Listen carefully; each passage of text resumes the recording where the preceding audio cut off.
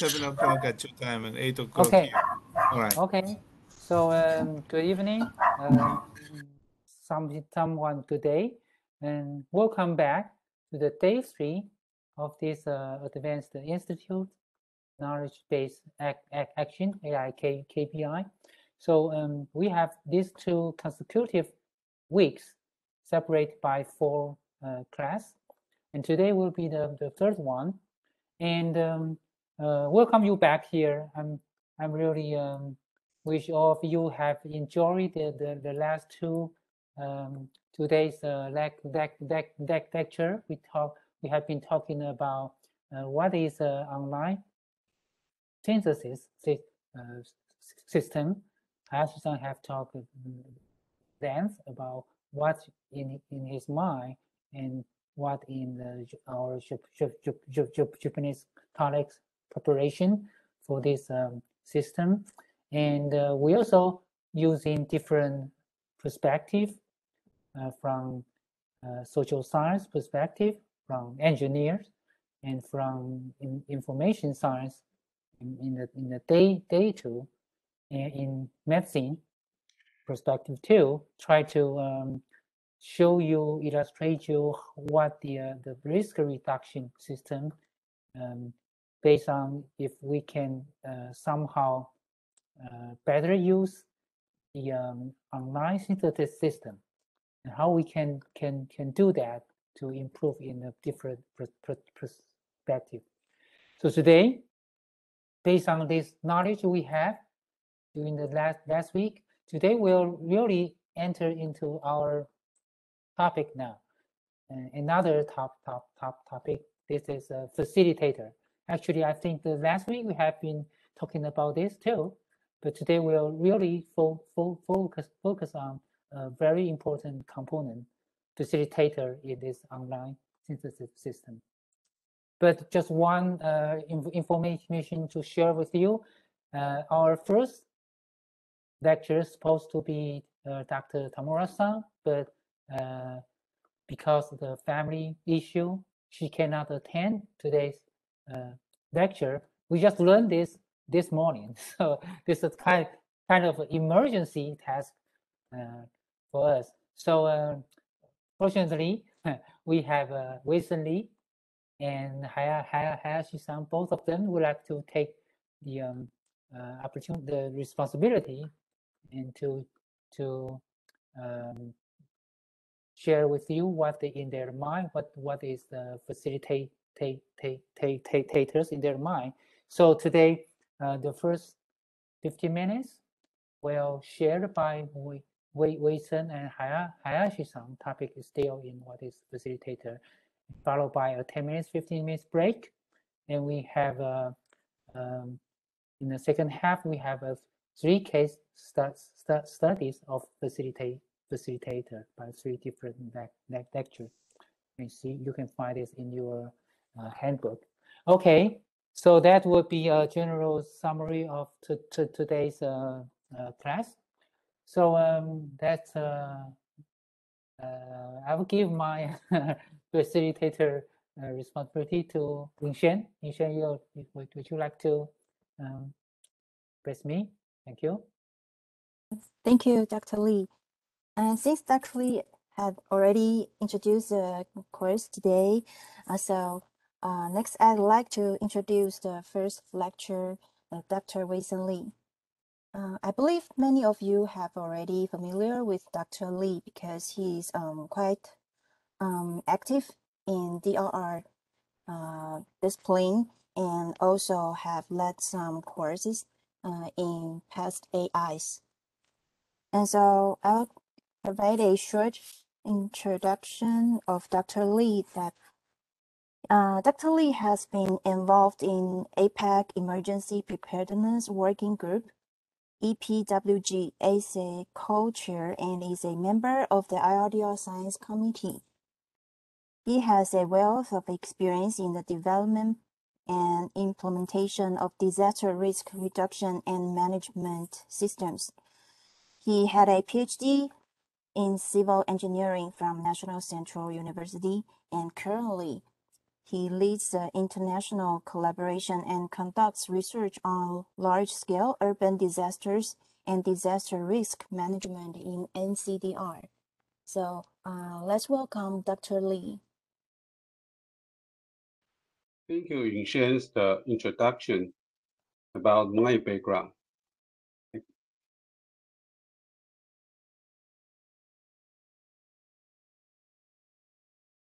Can you see my sharing? Yes, it runs perfectly. Okay. I think today I have the two talks. First of all, I will talk about policy and implementation on information intelligence-based disaster risk management. I think it's lucky to talk on the third day after learning from the Professor Hayashi, Professor Kawara, and Professor Koike. So I got the chance to refresh my understanding about OSS and try to use my office business model to explain the role of facilitator.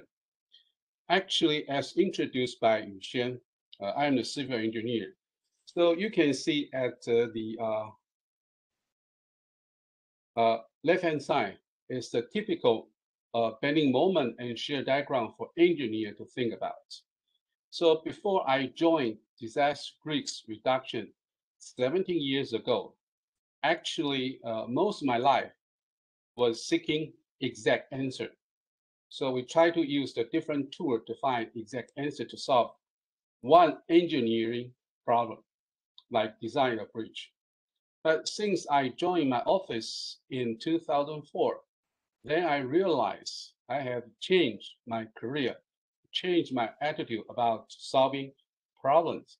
So I would call that a process understand impact and is the balanced and compromised approach. I have to satisfy interest from different stakeholders, think about different scenario. So compare your textbook. It's a skill training, teach you how to solve a problem.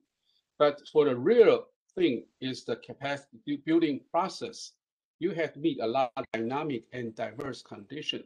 So as a disaster manager, especially 21st century disaster manager, you have to understand how you address about the impact, how you deal with the interest from the different end users. So that will be a key topic of my talk.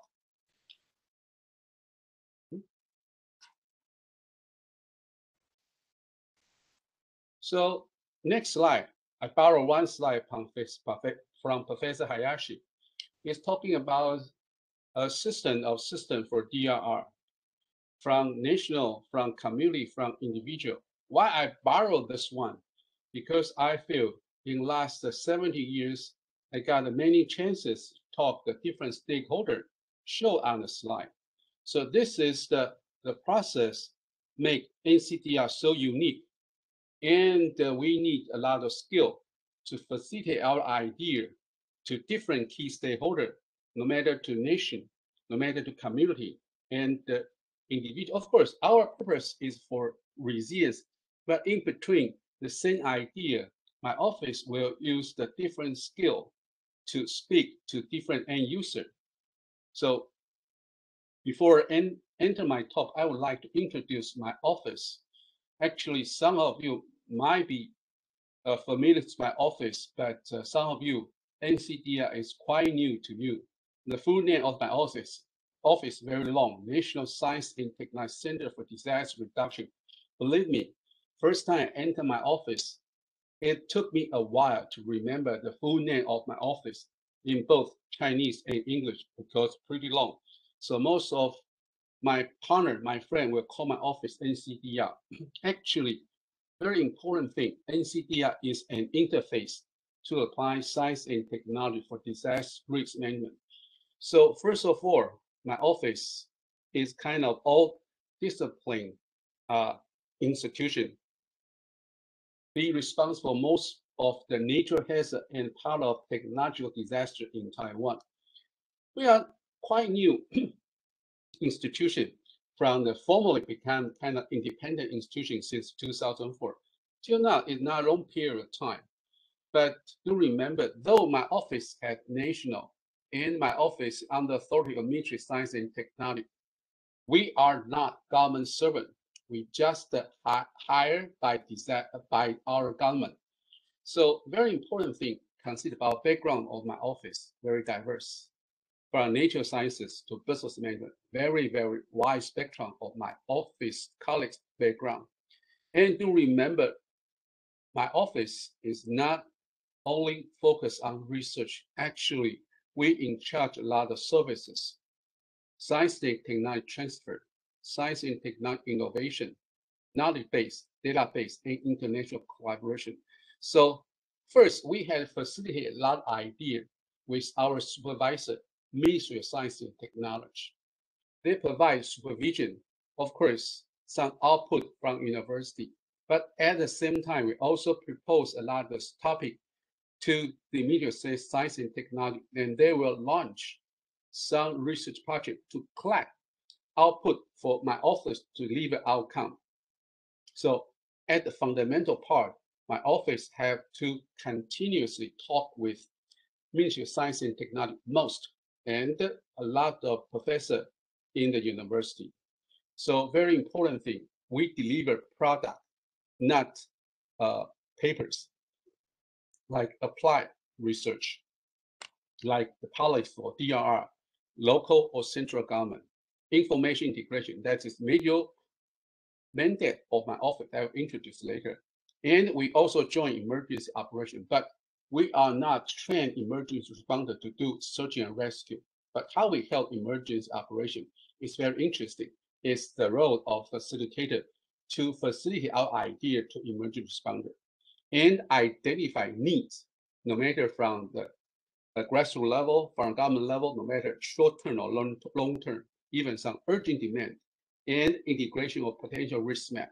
We'll try to bring a very comprehensive risk map, especially different way of risk map, because when we talk to different end users, we should use the different channel and tool to tell them. And last one, right now, we also joined the climate change adaptation and disaster risk reduction as part of my office mission. So who my office will work with and who we are talking to.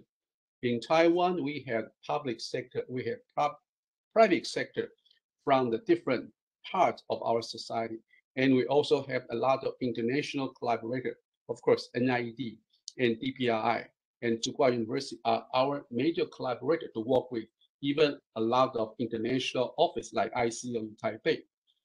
And this slide, it represents my evolutionary career in disaster management. I said, I joined my office in the 2004, now 70 years. When I look back the history, in 2004, I will define at that period of time, it was experience-based.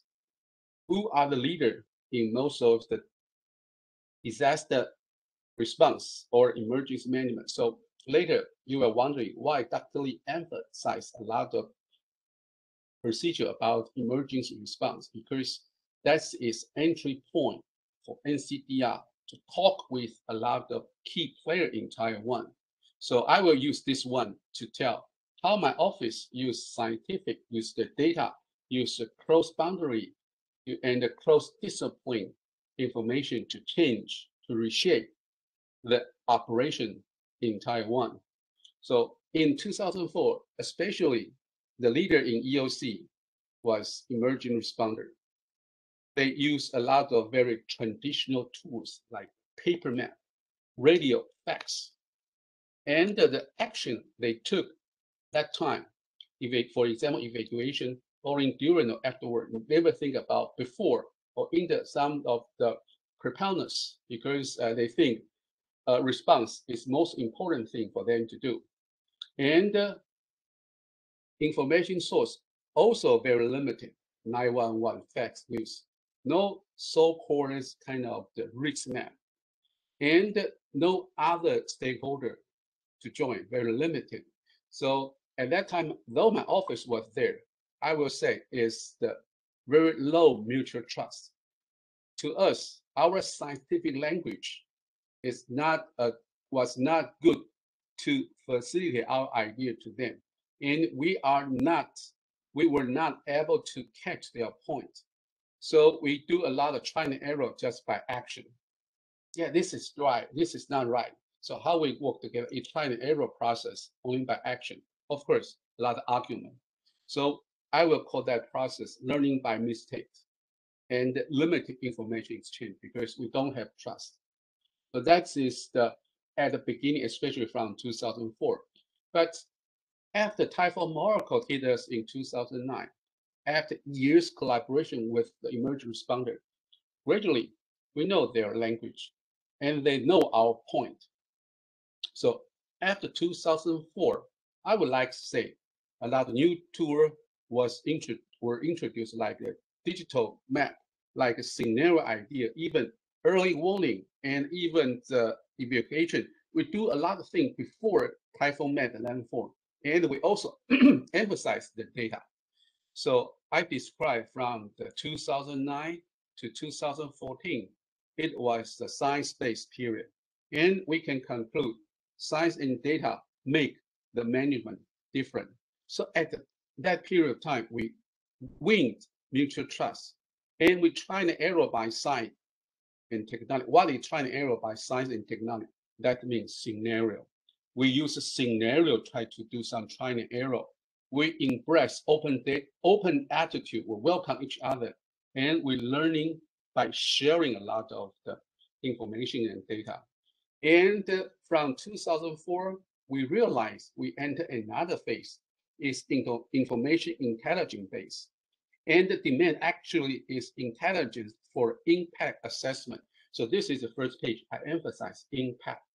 As the disaster manager, especially scientific disaster manager, we should be able to visualize the impact and create a clear image to different stakeholders so they can take action. So at a period of time, beside the scientists join, we also had the general public. We follow some principle about co-design, co-work, and co-implementation, and emphasize disaster risk reduction and climate change adaptation. So this is my office model. I would like to describe my office like Uber and Airbnb. Why? Because we don't have tech like Uber. They don't have taxi. Like Airbnb, they don't have hotels. But they run the business. Like at my office, we do a lot of value-added information intelligence to different end users. So by integration, by service, by sharing, so we gradually extend our outreach from central government to local government to NGO into the public. So it's the process how we expand the scope of our work and the mandate to do information coverage and to deliver tailor-made information intelligence to different end users. So again, I have to explain the framework in Taiwan, especially central government. So it will show position, function, and the role in NCDR and why NCDR can provide kind of good model about facilitated among the government agency. This part is during the peaceful time. And last week about Executive Yuan, actually is kind of cabinet. Actually, Premier is the leader of Executive Yuan, cabinet. In Taiwan, we have two levels of important meeting, regular meeting chaired by Premier and Vice Premier. And during peaceful time, actually NCDR will work with most as the scientific think tank to this commission and council. And in case of emergency, NCDR will also join the EOC actually right in my office building. But who in charge? The government coordination actually in cabinet level, there is the Office of Disaster Management in charge of coordination. And my office is in the same building with ODM. So in somehow NCDR is the part of the Central Emergency Disaster Management System. But do remember, we don't have the government servant status. We keep our neutral status no matter for the policy suggestion or emergency operation. So this is our office building. Third and fourth floor is our EOC. So this is the new, after remodel, this is our EOC. And this is the part of EOC, very actually right over there, very important corner of EOC. we call it Situation Assessment Group.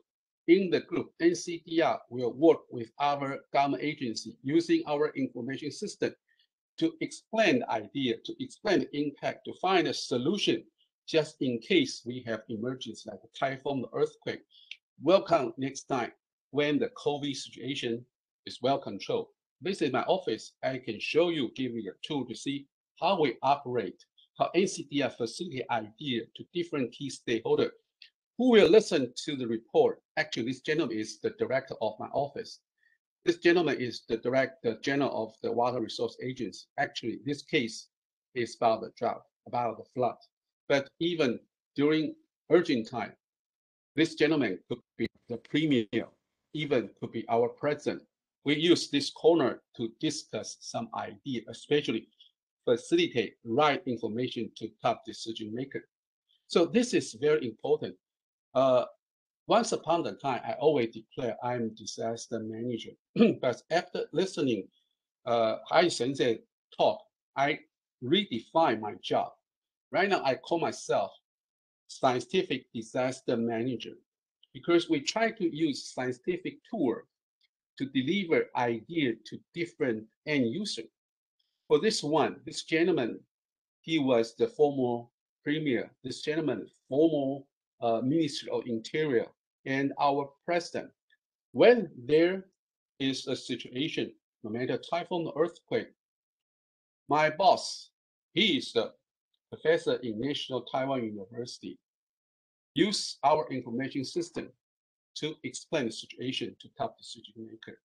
But on the other hand, about grassroots level, my office also use some scientific tool, but different one, very practical one, very handy one to explain scenario and the co-work with them at the community level. Actually, this full picture was taken in one indigenous community. So we take care of two parts of our society. Of course, our key end user should be the central government, but likewise, we still want to listen to what is really needed from the grassroots level. Though we cannot take care of every community, but we can hear from them. We can understand their rules. So we are trying to facilitate DR science and technology for action at a different level.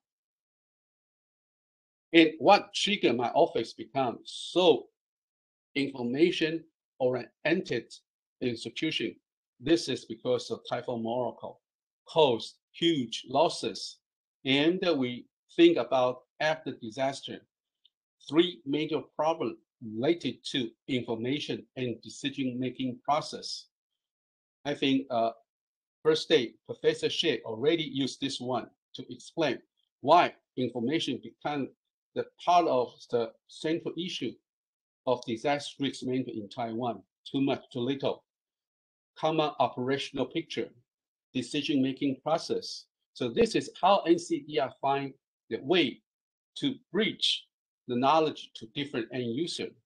And one report published by Microcloth in 2013 also highlight the contribution by different communities in Taiwan to enhance disaster resilience. You see, on the report, only few countries in Asia Pacific are listed as the low risk. Both Taiwan and Japan are the two countries listed as low risk. I summarize the major factor in Taiwan keep us low. Though we have high level of the hazard exposure, I think first one, application of science and technology. This is why we have NCDR in Taiwan. Another one, transparent risk. That's very important work that NCDR has been doing for the last over 1 decade.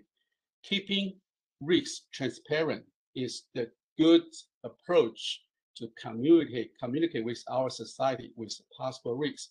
You know, at the beginning, like in 2004, 2005, when NCDR first published the flood map in Taiwan, at that time, we didn't receive a lot of applause. On the contract, we received complaint, maybe from local government or from estate leader. They think our flood map devalued their asset. So at that time, the kind of transparent risk was not welcome. But nowadays, 17 or 15 years later, now the house, when they sell the house, they will say, because we check the hazard map produced by NCDR, it shows the house is located at low risk area. So you should buy this house. So before they think risk map is kind of very negative image, but nowadays they think risk map is the positive kind of guarantee about their property to sell. You see, because of attitude change, the same product receive different way to adapt a welcome kind of message. So very good important part is NCDR try to facilitate the idea to most of the people in Taiwan. And most important thing, NCDR, we have the big data set. At least right now, my office, we collect 400 big data set, at least from 40 government agencies, free and real time. So I call it kind of cross-cutting synergy, information sharing and actions. You know, NCDR, we never ever satisfied by having the data, by creating a database, even produce information. Most important thing, at my office, requests, we receive kind of requests, no matter by director of my office or our superior. We need to take some action, some application from the services we deliver. We want to make action, deliver positive action. So I borrow another slide from Professor Hayashi. Last week, he emphasized DIKW. But however, at my office, I think I will use the DIKW plus A. Plus A means action. So we still start from data, from information to have a simulation, try to facilitate idea of the resilience. But most important thing, my office want to create some action. So I will describe my office as the DIKW plus A. So for example, when we have the situation like the typhoon, NCDR will work at the Central Emergency Operations Center, COC, with so many government agencies here. Why we have worked here together? We try to have integration of all information, all situation we have from different government agencies. Actually, NCDR is the chair of the meeting, and NCDR have to discuss, even argue, even debate with all government sector here. Yes, we never just have agreement. We also have a lot of disagreement, but that is the beautiful part of this kind of setup. NCDR is able to facilitate different ideas to government agency, but NCDR always have my kind of the boundary. Our weather forecast only valid here. We never close the boundary, like we never make weather forecast in front of general public, because that's a role of the Central Weather Bureau. So very clear, NCDR divide very clear role at emergency operation period of time. We try to give the good information integration and impact assessment with all government agencies together. So this is a framework here. NCDR is in charge, one of group here. We will work with our other government agency here. So what kind of thing we're going to do? DIKW plus A. Here, we want to emphasize about action. Very important thing, for example, typhoon.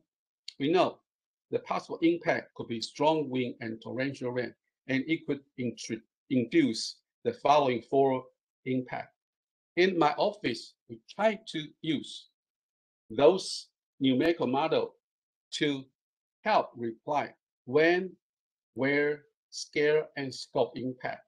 So we can pass the possible impact to emerging responder, so they can dispatch, like Army dispatch the troops to possibly affect area, or they help early evacuation, or even we have some equipment ready in case of flood. So very important through kind of the scientific output, cross-cutting synergy, so we can have in-time operation.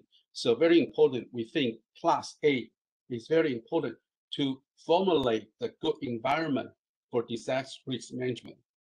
So another very important one, in recent years, NCDR worked with the many partners. We form kind of DR information supply chain. Maybe one product about early warning. So information supply chain, that's very important. I describe my office like Uber or Airbnb. We have no hardware, so we don't have to install rain gauge. We don't have to maintain the seismometer. Even we don't have the water level gauge. But we have to collect all the information from different ends. Then through the integration and through kind of value added procedure, we want to share information with the different end user, like citizen, like the decision maker. Though the same original information is about a rain gauge, but the demand from the citizen and the decision maker are so different. For a citizen, they just want to know flood or not, or they need evacuation. But for a decision maker, they need to know where and where, how to deploy and how to reduce impact. So very important thing.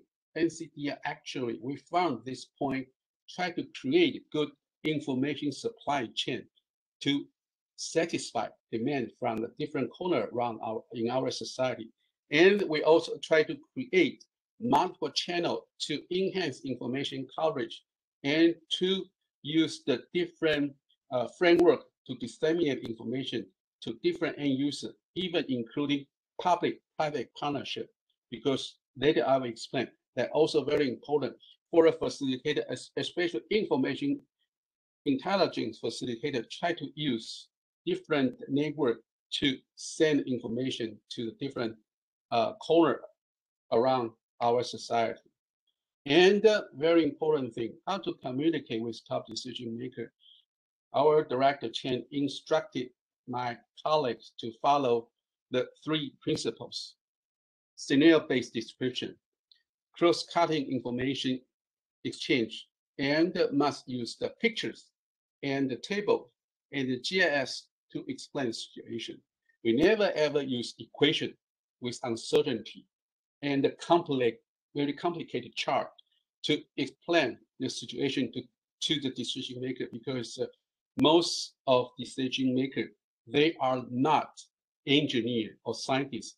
Most of them major in laws or business management.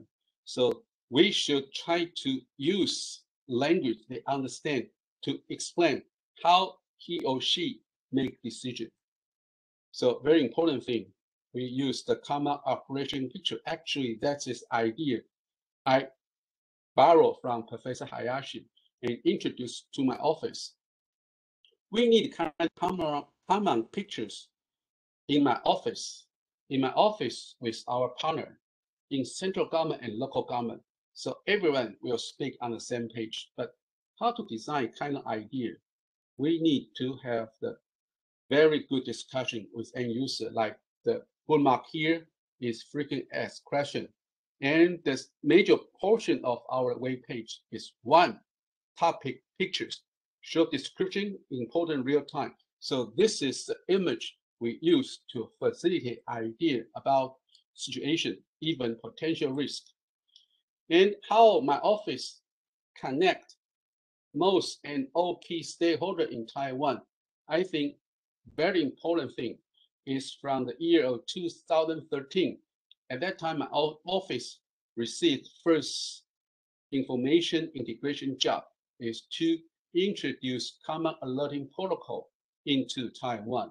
So from the step 1, we standardize all the protocol, all the exchange platform in Taiwan among all government agency. With kind of the protocol, we can do a lot of information sharing. So we also maintain the information sharing to subscribers. So we try to build up kind of the good mechanism for information sharing to facilitate information to different end users.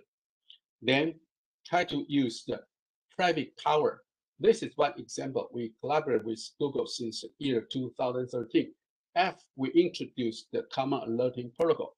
Actually, at that time, Google is the big helper to help us to introduce CAP because we want to show information on Google's crisis map.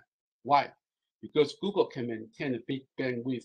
When we think about facilitate information channel, Google always good enough. They can accommodate many users at one time, but never ever any government agency is able to accommodate 10,000 users want to access the same information at the same time.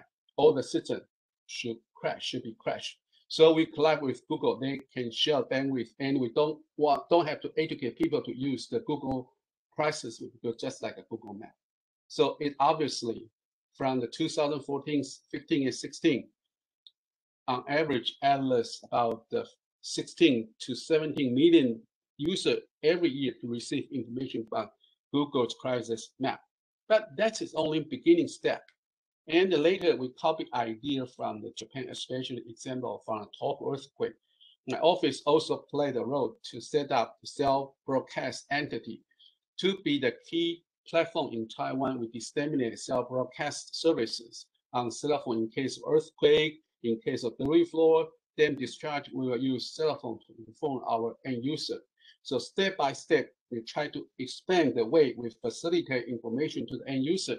And since the 2018, we collaborate with the LINE. I think LINE is so popular in Japan, Taiwan, and Thai. We create NCDR official channel. On the channel, we use the location-based information. We open subscription to end user, so they can take all information from subscription. Like right after earthquake happened, my office will use the easy and understandable picture to explain what happened. Believe me, the first version of our LINE channel only text. Then realize it's not a good way to send information to the general public. So we use kind of lovely picture, eye-catching topics picture to explain the situation. And why Taiwan can make such a big improvement in last maybe almost 20 years. I will use a lot of I here. I will not go in detail here, but most important thing, as explained by Professor Shin on the first day, why Taiwan can launch different phase of the project related to disaster risk reduction since the 1999, because our government realized one thing: for project for disaster risk management is not a pure research project. After my government allocate budget, actually the first step we will do is try to set up what kind of improvement of the project. So for typhoon, for earthquake, or tsunami, even pandemic, we list a lot of the idea. We call it kind of envision what we want to do after the project. So in the process is try to have a lot of innovation in sensitive technology, create information, have interaction among key stakeholders. Then we have integration. Then we have implementation to create a kind of, to enable the environment for information facilitation in our society. And the very important thing, like even for the recent time about the early warning, we are divided into slow onset. The scale will be hours or day, like a typhoon, or sudden onset, scale of second. So identify the element, and we understand traditional part early warning only focus on physical vulnerability. But nowadays, if we want to have the comprehensive early warning system, and especially want to do the good protection, we must have early warning plus the social vulnerability. So this is, I explained, my office model is the DIKW plus A. Beginning fundamental is scientific prediction. But the problem is no perfect model. We understand limits of science and technology. So this is why in recent years, my office had more real-time data, real-time monitoring, try to revising our decision support information. But we know limited number of sensors. The transmission will be a huge problem. So very important thing, at least at the beginning, we think about science and technology development and innovation. Then in the last, especially since year of 2009, we think about we should have the close collaboration, especially during decision making and application. So we try to deliver in time decision making. So it's from knowledge, scenario, risks, and evaluation. Try to understand the whole purposes. And the key element in Taiwan actually is integration of all elements listed here from different sciences and the public-private partnership. And we never ever give up the chance to introduce the new technology. So BIKW plus A. And I will use this one to explain why I emphasize emergency operation period of time is the good entry point for my office to make the decision maker believe, yes, science and technology can make something different if we follow the right procedure. Like this is my office procedure. In case of typhoon, we will try to divide our operation, my office operation, maybe into 4 period of time, especially right after the CWB issued a scene warning and the EOC operate at level 2. We think it's time for my office to stop operation. But at this part, we emphasize information about the risk. Why? Because at that time, there are still a lot of uncertainty. So when we enter the phase 2, when the CWB issued a land warning and we operate at the level 1, at the period of time, we will think we have to emphasize about impact. So we will not tell risk, we will tell the impact. And at the emergent period of time, when the typhoon maybe have the landfall already above Taiwan, we think it's time we're talking about situation. And after typhoon left Taiwan, we think it's time we have produced map and quick survey to understand the damage.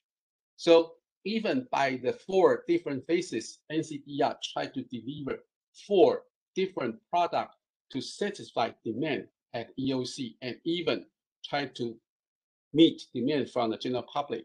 So first of all, my office used the different prediction of typhoon.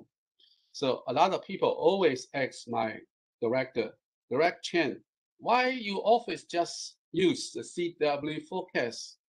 And since you include so many different predictions in this region, it might cause the trouble. Could you explain why you include so many predictions? Our answer is very simple, uncertainty. As I mentioned, no perfect model. So my office tried to use uncertainty here as the range to estimate about impact, try to deliver worst scenario and less scenario, and give the time and the spatial information for decision maker to understand. This is the range they should understand about worst case and least case and about the time, so they can do some deployment or some preparation or response just in case of time. And this is very clear. We try to use the highlight map, try to tell about their risk. So different phases tell a different story. In the first case study, I will use the very recent one, is the Changsu typhoon, which attacked Taiwan this year in September. As mentioned, a big picture integrate information from different agencies, like image from NOAA, radar map from the satellite image from Japan, and some base map prediction from different countries. So we emphasize uncertainty of the typhoon. But because at that time the typhoon was so close to Taiwan, so the uncertainty range is narrow compared to far away from Taiwan.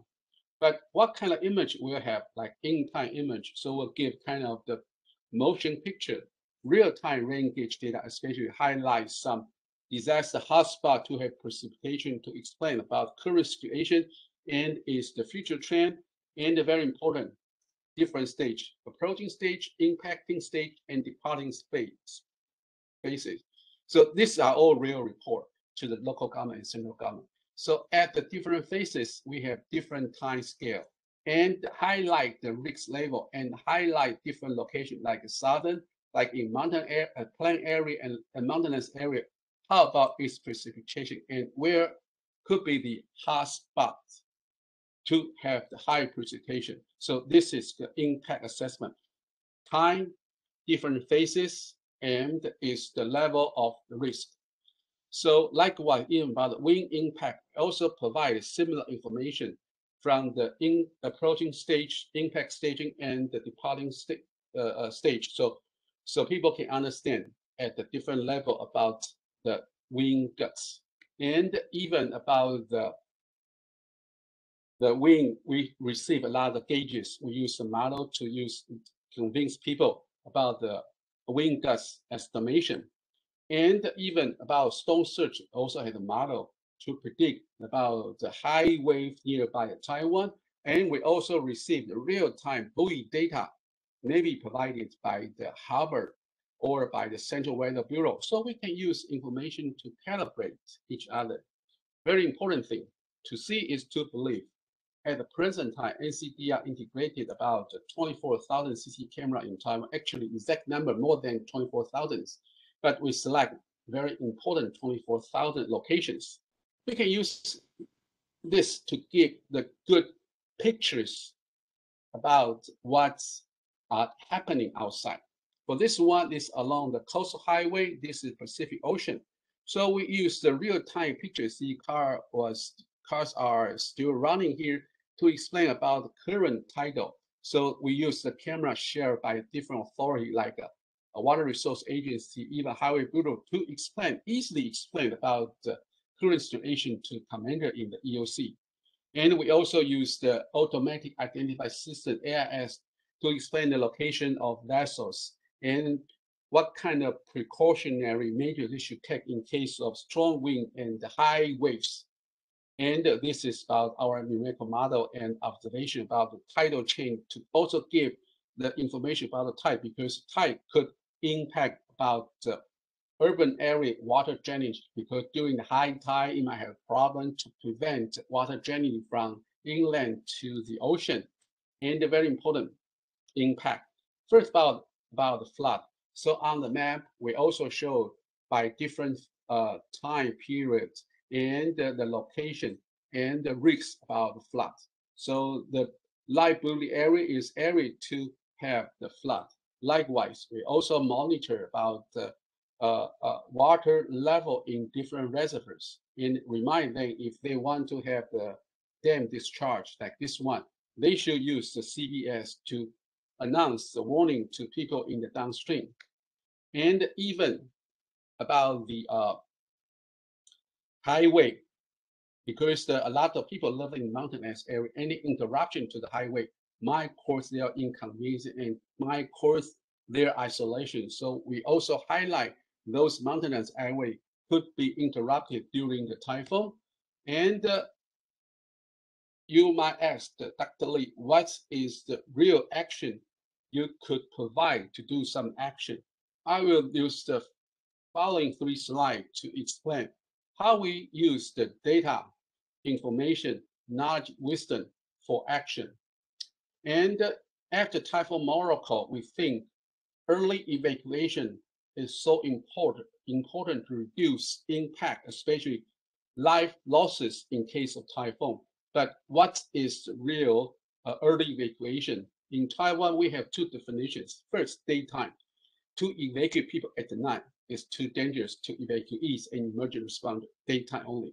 Then we need arrange transportation to help them to reach the shelter in very safe way.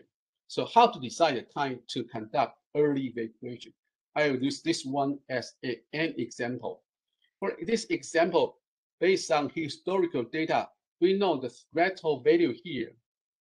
If any total rainfall over the threshold value, this district might have the brief flow according to mass slide. So from these cases, we realize from the historical data, and we collect a lot of rainfall gauge data. This is about the real-time data. We observed the rainfall outside, and we also run our numerical model. We can see in the early morning of August 29, it touched the threshold value. But in the midnight, it's not good to evacuate people at midnight. So we shift the time to evacuate people to the afternoon. So it's combined historical data, observed data, numerical model for action. So that is very important process. I will provide two examples. First example, in the 2010 after Typhoon Morocco. You see this village in Lai in Pingdong Mountains area already received a lot of damage after the Typhoon Morocco, but they refused relocation. A year later, when Typhoon Fanabi was coming, 32 hours ahead by our observation in the data, we suggest early evacuation. Luckily, they followed. So though another debris flow hit the village, buried 50 houses but 0 casualties. So this is one example, especially suggestion from the top down. And I give another example, the kind of from the bottom up. This is another example how people use the knowledge to deliver action. It what happened in the 2015 during Typhoon Sudile. Is in the Taoyuan city. You see the debris flow coming down and attack the village. You see the mud flow here. Luckily, because they received some training, so people realize maybe in coming days, their village could have debris flow. So they decided to evacuate in the morning of August the 7th, 16 hours ahead from the debris flow attack the village. So this is very important, how DIKW to deliver actions. So this is another example. So I will use this one to conclude first part of my sharing. Again, DIKW and action. So this is my office operation model. From science and technology, we want to transform, so we need some investment to make the scientific output to become understandable knowledge. So at this phase of, we need a lot of the researcher and the government to do some investment to make them understandable. Then we need good interpretation facilitator to deliver kind of understanding to people's mind, to increase their wisdom. So just in case of disaster, since we change their perception because they have wisdom, so at the time of emergency, they can take right action. Another good example about DIKW plus A. So in between, it related to risk communication, in route of the culture of disaster risk reduction, and conduct the life cycle to build resilience, because kind of process can be again and again, because every year we learn some new things. Like this year, we learn pandemic, in case of pandemic, how we use kind of knowledge for the everyone in our society follow the principle to increase their resilience. So this is, I say, I'm lucky to speak on the third day and take a lot of input from the previous speaker. So I try to use my office business model to fit their presentation. This is the part one of my sharing today. Thank you very much. Thank you, Dr. Lee. You've done a wonderful job in taking over the course in such a short time.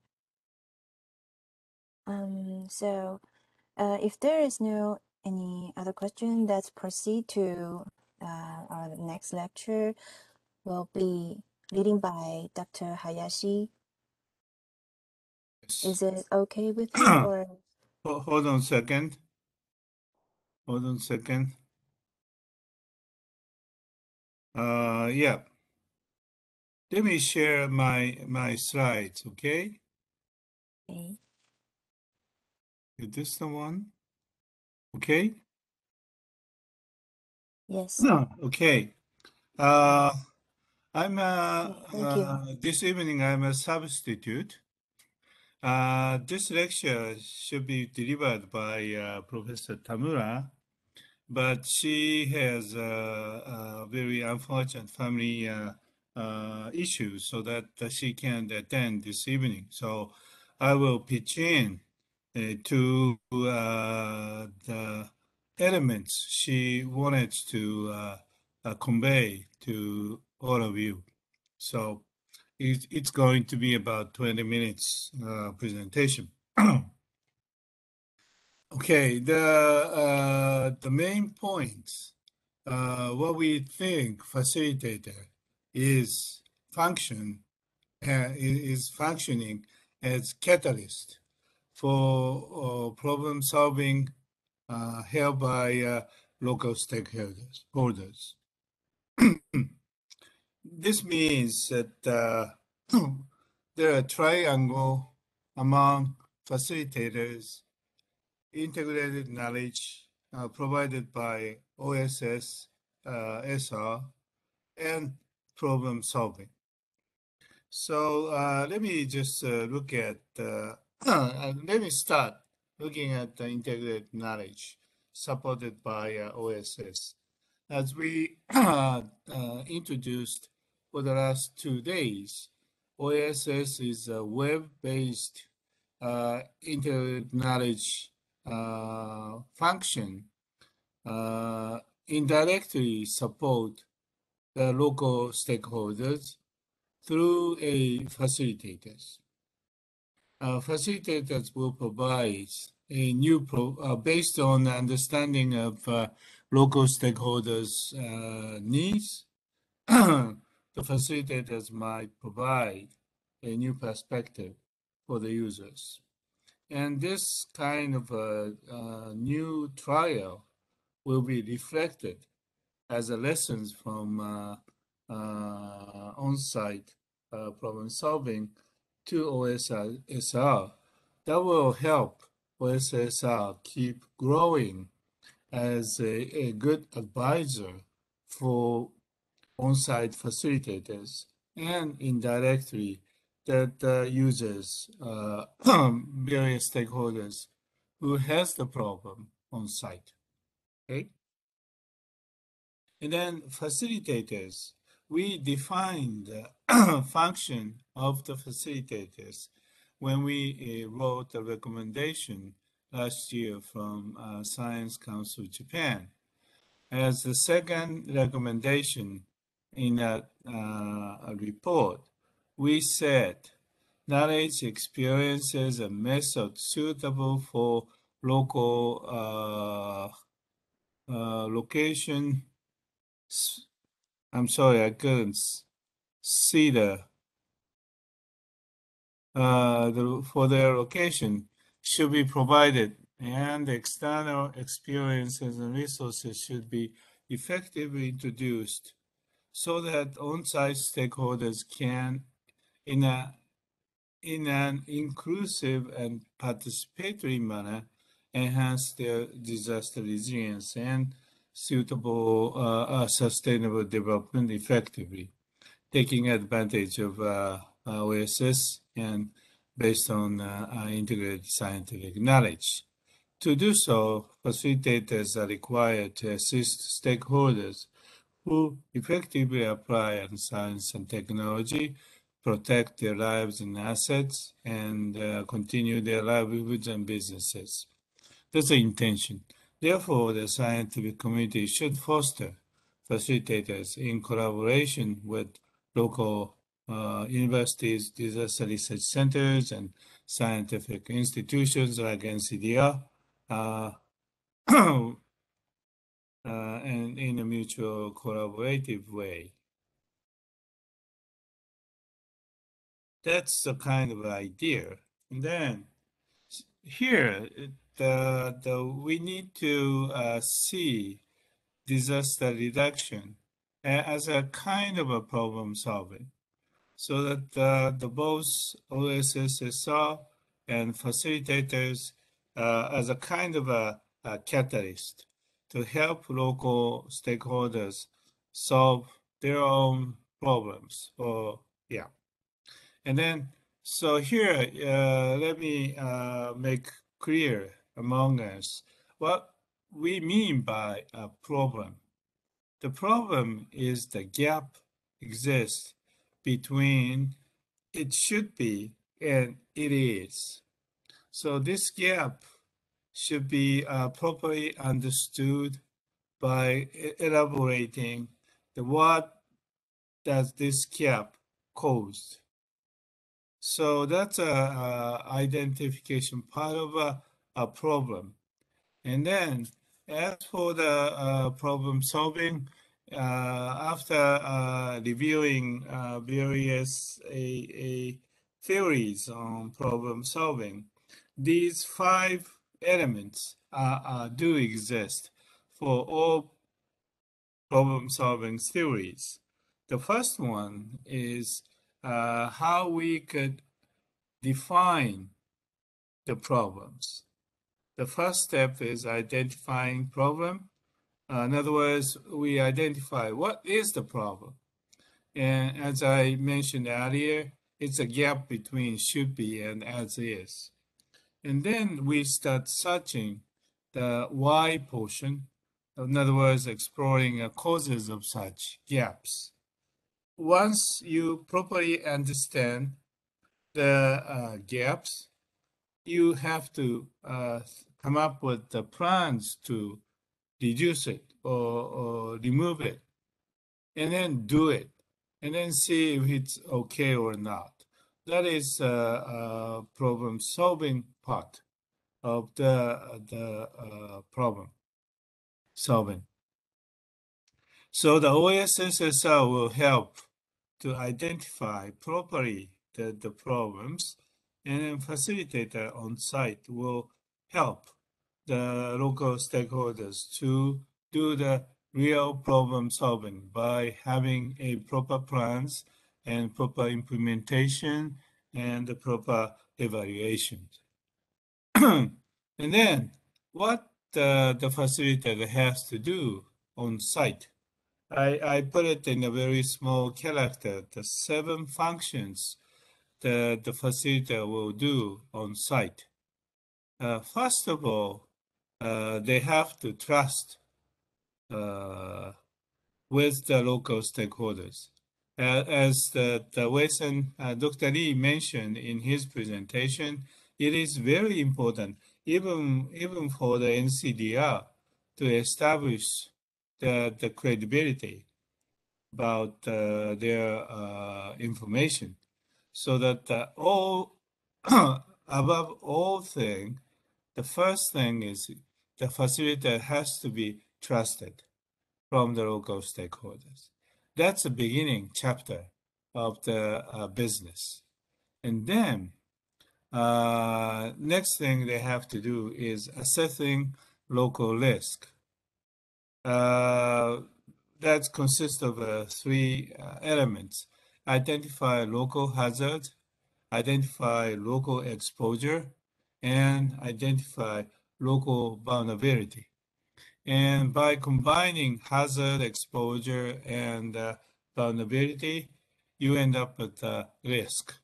So you have to assess the risks exist in that site.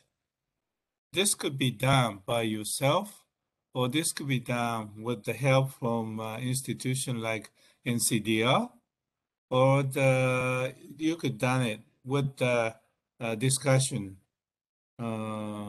including local stakeholders. The types of risk assessment will be quite diverse depending on the situation where you're in.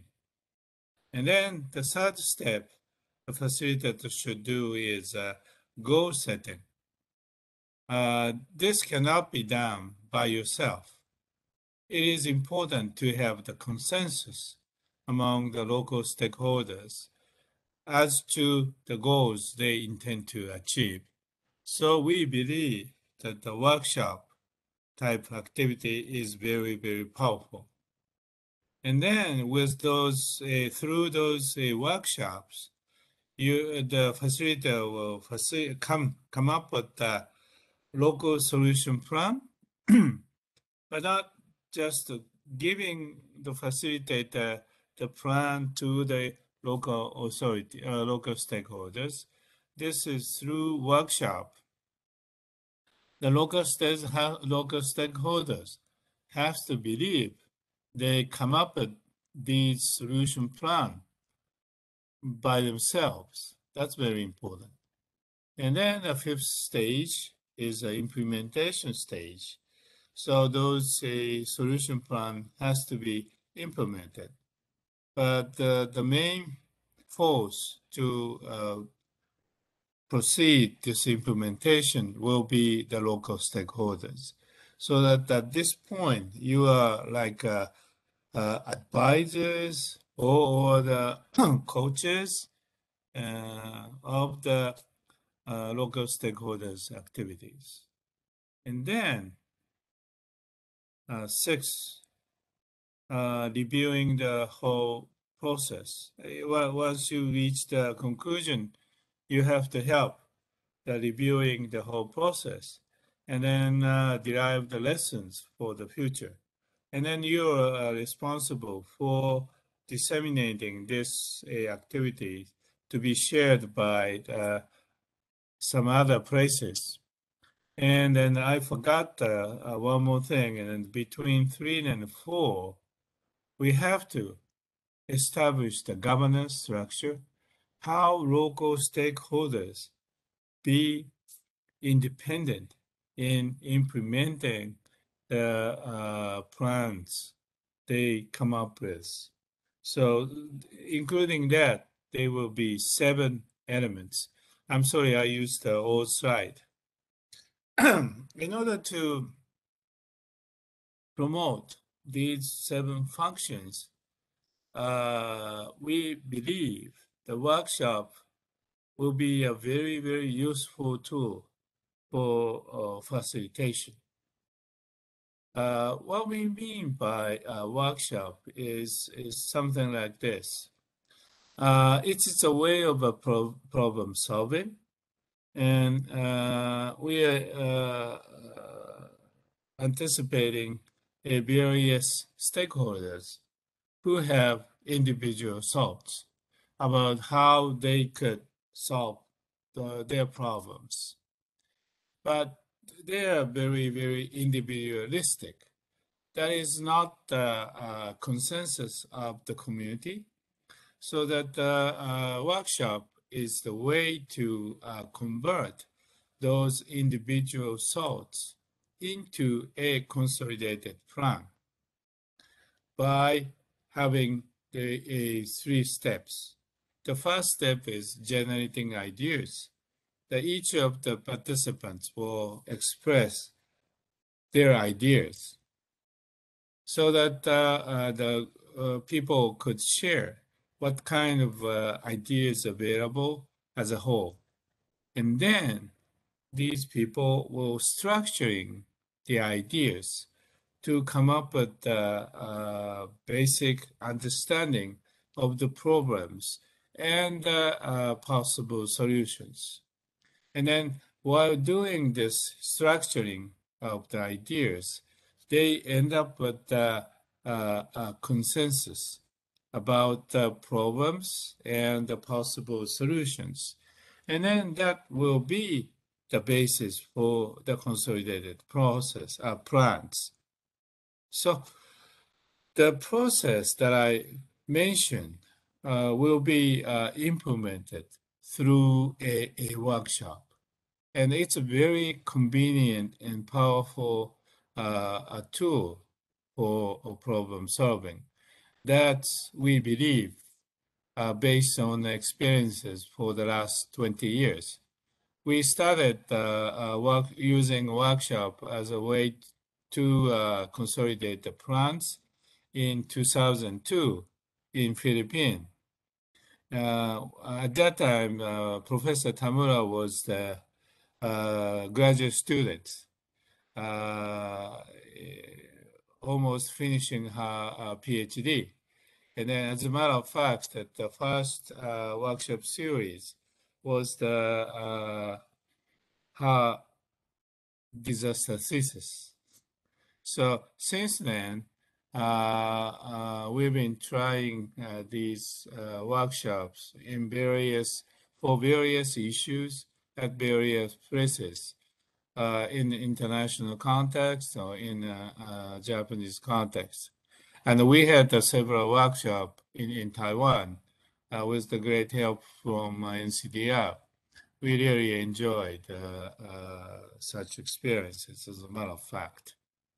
And then there are the 3 secret factors to make the workshop successful. The first one is participation of hopefully all major stakeholders. But if not, the majority of the major stakeholders has to be get together. These are just examples. Ignore the second line, please. And then the second point is, within the workshop, you have to provide the proper information about the issue you're discussing or solving. This is why the participants should have about the same level of understanding about the issues, so that the fair participation can be achieved, so that the basic information has to be provided at the beginning part of workshop. That's important. And then third important point is the pushing the participant with a proper time pressure. If you have unlimited time, you could keep discussing forever. But if you have to reach the conclusion within the 10 minutes, everybody has to be got involved to reach the consensus. That's a very important point. So that the time pressure is one of the necessary elements for successful workshop. And then surprisingly, if you have these 3 components included in your workshop, you'll be surprised how reasonable the solution they reached will be. And that's amazing. That's the things I have been, or I think that Professor Tama has been experiencing for the last 2 decades, I believe. And then this is a very typical image of how we organize the workshop. It started with the greetings. The greetings include describing the framework of the project, and then provide the basic information so that every participant will have about the same level of understanding achieved. And then workshop targets or goals will be elaborated, so that you may have the 2 presentations, one on the goals of workshop. And then the second presentation will be how each participant should behave during that workshop. In other words, the workshop do have its own rules, so that every participant have to comply with that rules. And then give these understanding, the real work start. The first portion will be icebreaker, what we call icebreaker. Since majority of the people do not know with each other, so they have very strong and high protector about themselves, like a very strong ice. so that it is needed to do some kind of attempt to warm them up, to melt those ice cold protectors down. And that's icebreakers intend to. So it's gonna be like a 10 to 15 minutes, but they do so. And then after get familiarized themselves, the facilitator's role is really lead the discussion of each group. They are not pushing too much. They're just facilitating so that everybody can join the discussion and everybody can express their own ideas and everybody has a chance to commit the idea construction or the consensus building. And then with proper time pressure. And after the working time is over, it is very important that everybody has to share what they have discussed today on that day, so that each group will make their presentation about the consensus they have reached. This is a very typical setup of the workshop. And this is a kind of image of the workshop we have done in Taiwan many years ago. Yeah. And then we usually use these kinds of materials for idea generation and idea structuring and consensus building. So the felt tip pen is the thing to write. Sticky papers is the things to be written, so that the people have to use the big letters so that everybody can see even from the distance. Now we will stick these ideas presented on sticky papers on a big white paper, so that to help to structure these papers or ideas. And then we will also provide like scissors and staples and scotch tapes and magic markers and so forth to help each group to come up with a nice presentations.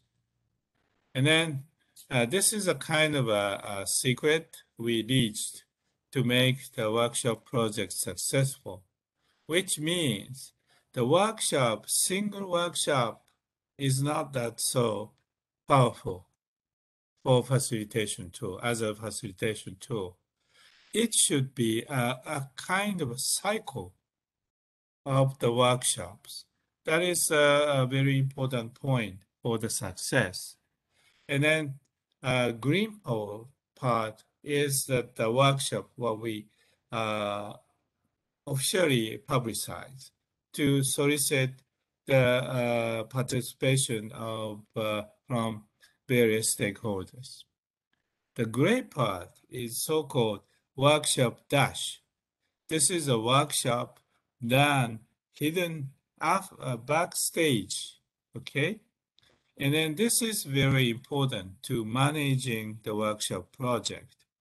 The managing workshop is managing like a stage. This gray part of backside workshop will be the real tool to a managing project.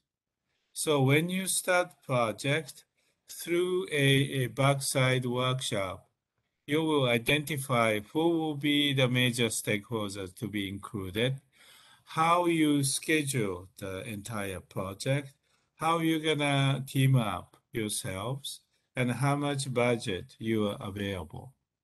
And these end up with the individual agenda for individual workshop.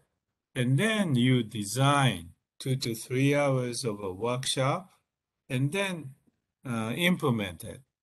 And then after that, you will get feedback from the participants. So that based on that, you will evaluate the workshop. This evaluation after action review will provide the products for the project, plan for the next step, and solidarity among the core members. And that's a very important impetus for the next round. You keep on going this round until you reach the goal. That's, I think, it's a very secret point for the success. And then in order to design a workshop, it is very important to have very precise event details. You allocate the time, you define the products to be achieved, and then you define how this products be achieved, who delivered the information, and then what kind of activities the participant would do. These points will be described slot by slot, so that usually one 3-hour workshop consists of like 10 to 15 different activities, so that you will have this kind of a precise event details, so that you are well prepared when you implement the workshop. In other words, you could put the proper time pressure for the participant to keep on going, okay? And then this is the last point of my presentation. How long, what kind of a life cycle of workshop project? And then I would say there are 4 stages workshop project, which comes from cognitive apprenticeship theory. Cognitive apprenticeship theory comes from Collins, Brown, and Newman. They published a paper in 1989. The cognitive apprenticeship focuses on learning through guided experience on cognitive and metacognitive skills and processes. So they're not in a very traditional apprenticeship. It is a very physical thing, so that they physically complete craft or trade is the matter of apprenticeship. But in this cognitive apprenticeship, they are focusing on problem-solving skills. So that, in other words, this cognitive apprenticeship theory deals with problem-solving steps. And then they claim there are 4 steps. First step is a modeling. The expert themselves provide function as a model to do the problem solving for the participant. And then second step is a coaching step. In this case, the participant will do the problem solving. Probably start from the portion of the problem solving, and then try to gradually expand the coverage. And then third stage called scaffolding. Scaffolding is let the participant do their own problem solvings with your attendance. So if something goes wrong, you might intervene. Otherwise, you just watch and let them do. That's a third step. And then the final step is after that, once you believe the participant can solve their own problems by themselves, you just go away. That's a fading phase. So that cognitive apprenticeship theory describes the 4 different steps. And then this theory could very easily apply to a workshop project. Once you started the workshop project, you have to model the solution by yourself. Unless you have your own solution to share with the participant, you're just drifting. So that even by yourself, you need to come up with the solution. That's a modeling phase.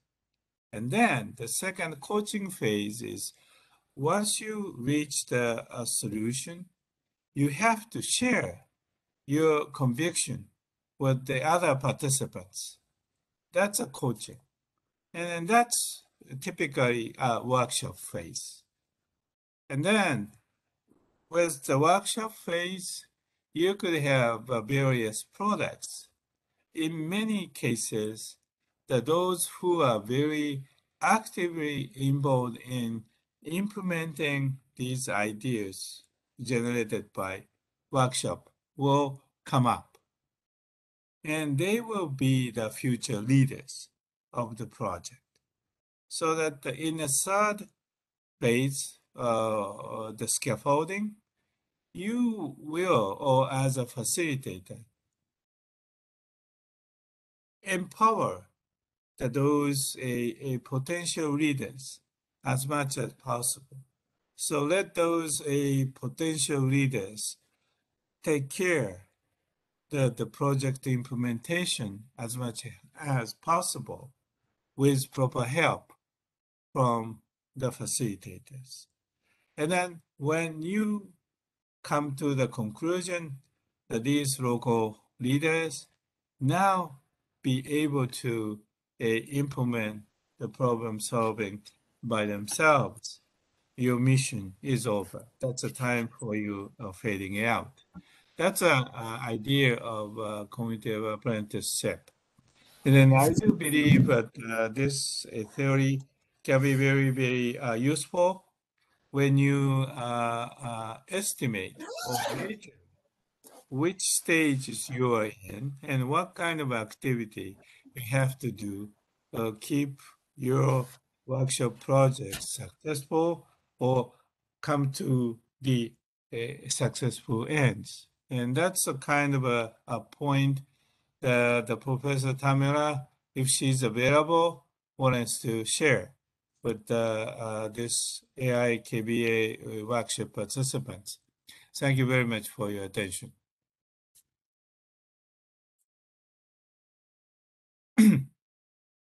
Thank you, Professor Hayashi. And Yeah, this I'll is a stop very sharing. Yes, thank you. okay.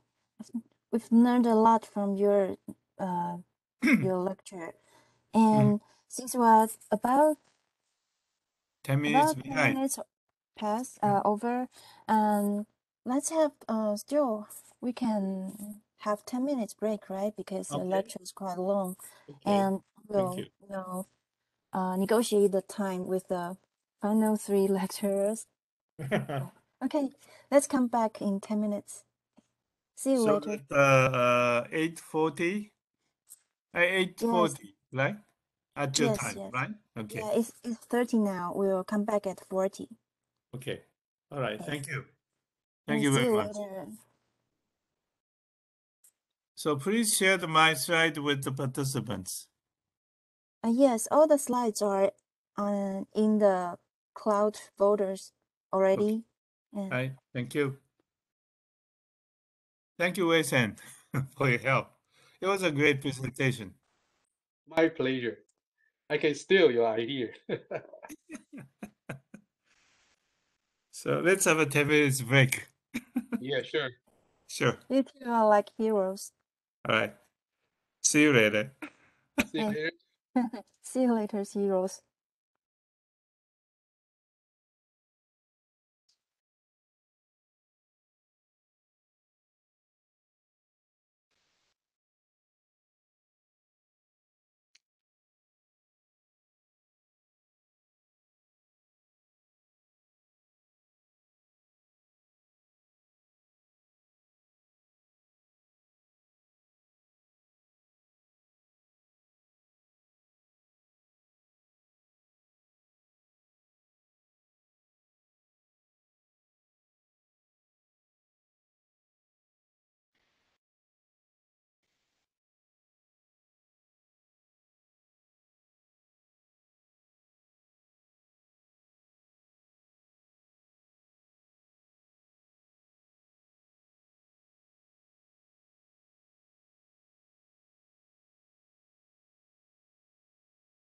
Can you hear me?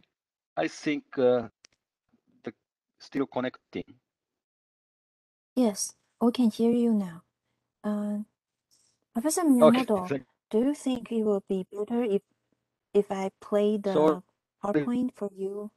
for yes, but I have shared just Do the you, PDF. My presentation is including some animation, but I prefer to use my slides. okay. Is it okay? I Sorry think it's for okay now. unstable. Thank you so much. So I'm sorry for the unstable situation. So It is maybe good now. okay. So it's recovered. Then so this I will introduce this animation once again.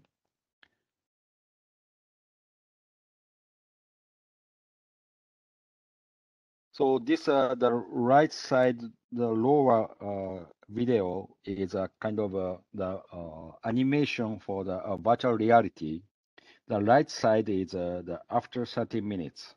So by using this kind of the animation for the incentive, so the how to say, the people will easily identify the risk the coming in near future. I mean the 30 minutes later.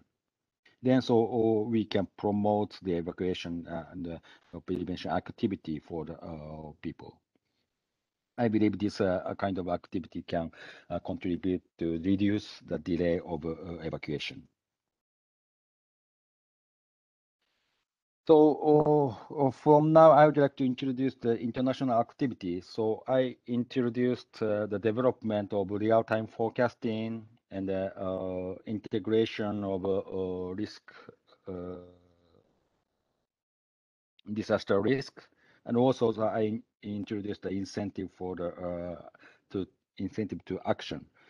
Then so this the similar activity is also implemented in the some countries. Then so at that time, so we are utilizing some international frameworks. The most significant one is the International Flood Initiative, so-called IFI. So IFI is a kind of joint initiative in the collaboration with international agencies such as UNESCO, IHP, WMO, the UNU, and the UNDR. Sorry, this is a little bit old.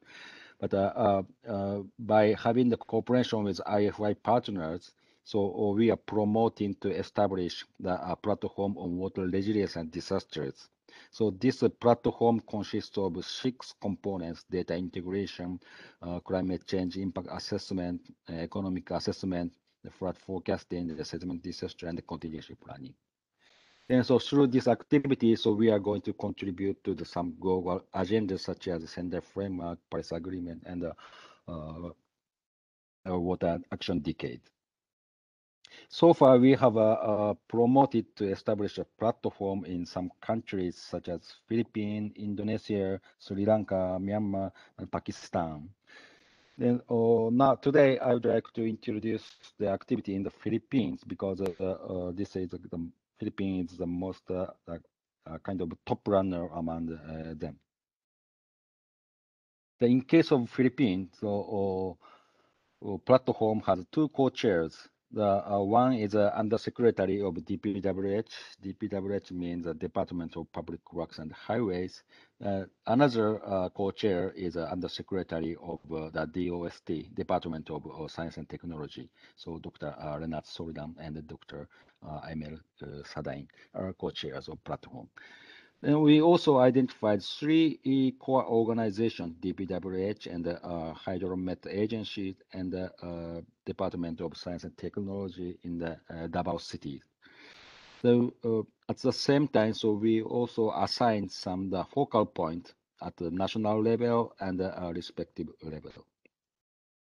But the most important thing is the engagement of the all relevant stakeholders. Then so all relevant departments or agencies are involved in this platform. Of course, academia is also included. And this is the specific action plan. of the platform in case of Philippines. So we started with the data integration in terms of damage, hazard, and social economy. And this data integration enabled to conduct the development of flood forecasting and early warning, the climate change impact assessment, economic assessment, and the agricultural productivity.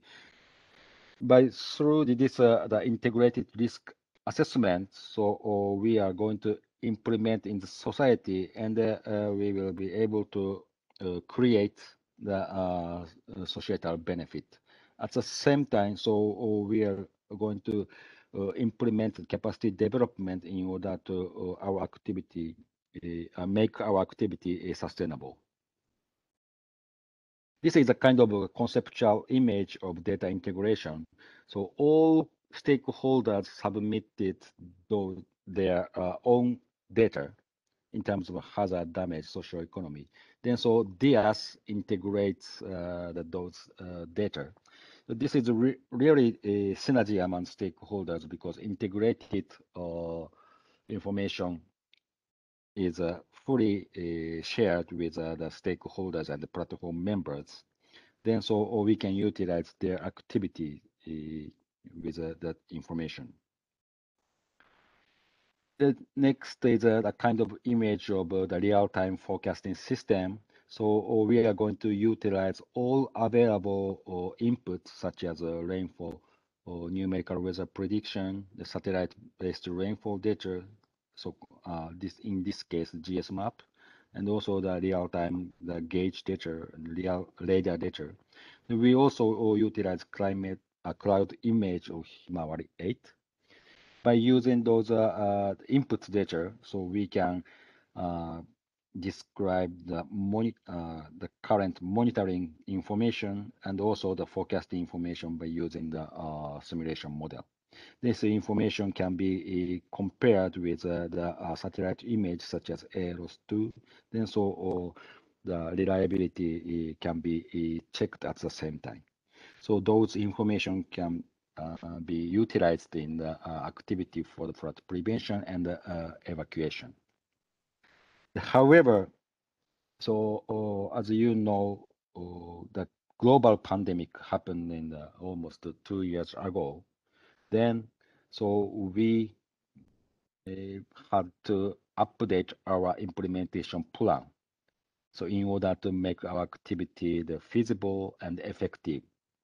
Then, so this is the current implementation strategy based on a lot of discussion with the local communities and stakeholders. So in this case, so this implementation plan is special for the Davao City in the Philippines. So in case of Davao City, we are going to develop the OSS, online census system, and fostering the facilitators. The OSS consists of the real-time flood monitoring and forecasting, and also the climate change impact assessment. Those two are current main components of OSS.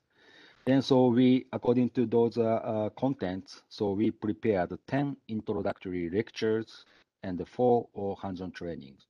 So a workshop for introductory lecture has been done already. So last April and May, so we had a workshop. And also that we are planning to have a hands-on training for those 4 contents. By having this the introductory lecture and the hands-on training, so facilitator will be fostered, and the facilitator will interlink between the science community and also the local societies in order to create this societal benefit. And so today I will introduce the on the workshop for the introductory lectures. So we set the 10 introductory lectures like this. This is the specific windows of OSS, current OSS. So this OSS consists of real-time information, for example, the GSMAP and also the gauge information, rainfall and water level. And also the middle is the climate change information. The inundation area under the future climate is shown here. And so participants and local community can easily understand the future climate, the climate change impact assessment impact. And this also the OSS is having e-learning content. So we set 10 lecture materials. This is the made by PowerPoint. And so participants or local member can download from this OSS. Then also we developed kind of the exam function. So then we set that if the score of examination is over the 80%, so that is successful. The 80% is a kind of the criteria if it is successful or not. So I a little bit explain this exam function. So if you visit the OSS, so you can find the exam web page, and if you input the name and click here, the examination starts. Then so in this case, so the question asked by yes or no, the two options. Then so participants can set their answers. Then up to the end, until end, if we finish, participants finish to answer, so click evaluate. Then so your answer and the correct answer will be shown like this. If the answer is wrong, so the participant can review the question, because the reference number, the slide number is shown here. Then so participant can learn again from this slide number. This, I think this fun is a little bit effective for learning this climate change and flood management. Sorry, this the 10 lectures are categorized into 3 types. I will back to the lecture categories. The 3 regarding the climate change, and 3 are flood management, and the 4 are disaster risk reduction. Then altogether 10 lectures are prepared.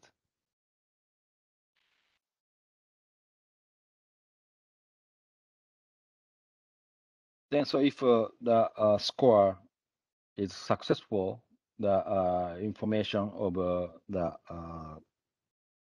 score will be delivered as the email. Then so we can, the secretariat, and we can notice about that. And not only the examination, so we also imposed the 2 assignments. So participants submitted 2 assignments. The one is the make a table of communication plan translating OSS knowledge. So according to the target audience, so participants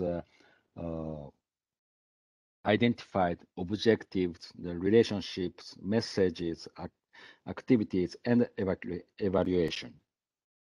Another assignment is like this. The participant made a concept note for the workshop. So this workshop will be not held, but just the image, the workshop, and the plan was made and submitted as the assignment. So this the workshop was a kind of the long workshop. So it took approximately 1 month. That started from the April 19, and it finished May 17. So this the series of workshop consists of opening session, the Q&A session, and also the review session. And so participants submitted the examination and examination score and assignment. Then so finally we had the closing session. Then in order to conduct this workshop, so we had a lot of discussion with the local community and the stakeholders. The most important point we discussed among them was candidates of facilitator. So how can we invite or how can we gather the candidates of facilitator from the local society and the sectors? Then so we could come up with those 4 criteria. So direct discipline, the good mix of science, representation from different levels of governance, and local.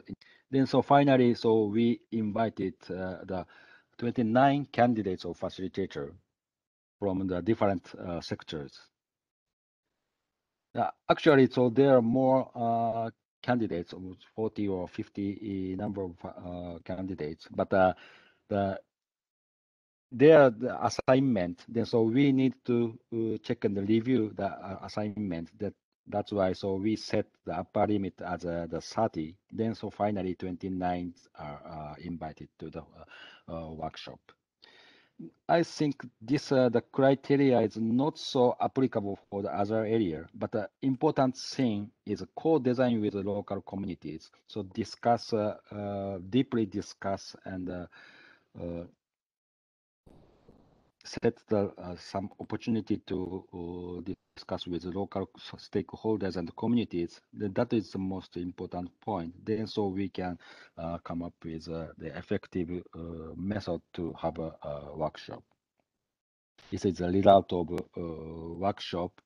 So the participation is not duty, but the almost all participants joined in each session, because they are working for almost all participants are practitioners. That's why. So they have another appointment or their tasks in their organization, but almost all participants joined in the session. And finally, so 21 participants successfully finished all 3 examination assignments, 1 and 2. And this is the score of the examination. So some of them are a little bit difficult. Maybe the climate change number 2 was a little bit technical issue, but that's why the average score was a little bit low. But so participants can take examination as many as they like. That's why. So if the result was failed, so they can try to take the examination once again and again. Then so finally, so almost all candidates cleared. Through the workshop, so we got a lot of the feedback and the discussion. This is quite invaluable feedback. And so I will introduce those feedback now. The first one is the framework and the timeline of future operation to maintain the functionality and sustainability of the Davao OSS. So in future, OSS will be hosted by the local society, local communities. That's why, so we discussed about the future operation and the maintenance of OSS. Then, so the current, our idea is the Davao River Basin Management Alliance. So there is this is the existing alliance. Then the mayor of Davao City is also a member of this alliance. Then so we are going to make a subcommittee for the Davao OSS in this alliance. Then so this subcommittee will operate this OSS in future. The next feedback was in cooperation with ongoing activities such as UNESCO project. Since the Davao City is quite active for the disaster risk reduction and the sustainable development in this area, that's why there are some ongoing activities and projects. Then we need to incorporate with them those the existing activity and achievements, and so we will collaborate with them. And also the access and the navigation of the OSS. So navigation was not so enough because this is a kind of introductory lectures. That's why in the next training workshop, so we explain more about the navigation and the access of this OSS system. The next one is a proposal for reflecting the local experience and insight of Davao OSS. According to the local community, so they have a lot of experience and insight on site. Then they hope to include those experience and the insight in the OSS. Then we are going to improve to include this function to the OSS. This and maybe that from the next workshop, so we will add the new function of this local knowledge to include the OSS. The final one is a proposal for grouping facilitator according to the target audience and special skills for the effective mastery. So I will talk more about this target audience. So facilitator will disseminate knowledge and information to the society, but the society has some entities, so such as local communities, they are management team, the government agencies, policy makers, private sectors, media, and NGOs. Then according to the target audience, so we should customize what should be disseminated and how we can communicate. Then in this column, so the content should be disseminated is shown according to the target audience. So in case of policymakers, those the development plan and the climate change impact will be explained. Then we will translate the knowledge into the society. Here is how to communicate. Sometimes we utilize the poster and the focal group discussion. Sometimes we conduct a training or prepare handouts. Sometimes we prepare the policy brief or recommendation, and sometimes fact sheet, something like that. So we will make this kind of action plan for the translating knowledge to the local society. Actually, there are specific name on this table, but today I didn't show that. But so we already identified the specific name for according to the target audience in case of Davao City. As the next step, so we will conduct a training workshop. The contents are shown here. So there are 4 contents: how to use the OSSSR, and training on the 2-dimensional or 3-dimensional flat hazard mapping, the training on the contingency planning, and also the communication planning. So the similar activity is conducted in Indonesia, but in this activity, the relevant stakeholders are collaborating each other. This is also the synergy among the societies. This activity, platform activity, is not bilateral. That's why we are also encouraging the regional cooperation. So for this regional cooperation, we are utilizing the framework of AOGO. AOGO means Asia Oceania Group on Earth Observation. And so we are having some kind of a symposium, inviting the stakeholders from the Philippines, Indonesia, Sri Lanka, Myanmar, and Japan. Then so we are enhancing the resilience in some those countries together by having the regional cooperation. But so far, we conducted the disaster-related disasters resilience. But the social issue in the Davao City is not only that. Of course, water-related disaster is a very important social issue. But not only that, the ecosystem, climate change, water quality and sanitation, poverty, ecotourism, so economic growth are also very important. So in order to contribute to solve those problems, so we are planning to enlarge our activity from the aspect of finance, science, and governance. And so this is just a future plan, but we will expand our scope. Then so this is a specific idea. So now currently we are having this water-related disaster resilience, but at the same time, so we will also include ecosystem, environment, and food. Then so we will also contribute to the sustainable development, because those are also closely related to the water-related disasters, because the ecosystem and the natural space is also very interacted with the water-related disasters.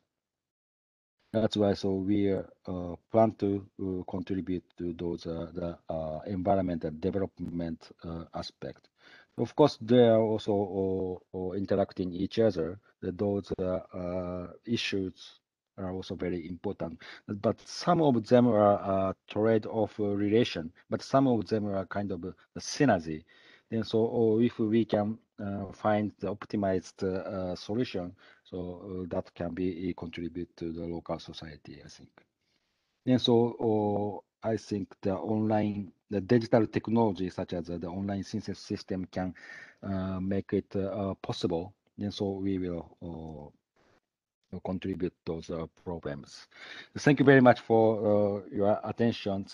A little bit too long talk, but I will stop here. Back to you. Thank you, Professor Miyamoto. And you've prepared very wonderful slides and a very comprehensive explanation from of a case from the start to present. And thank you very much. And okay, so Sorry for very long talk. I'm sorry. I'm sorry. Sorry, I talked very long. Too long.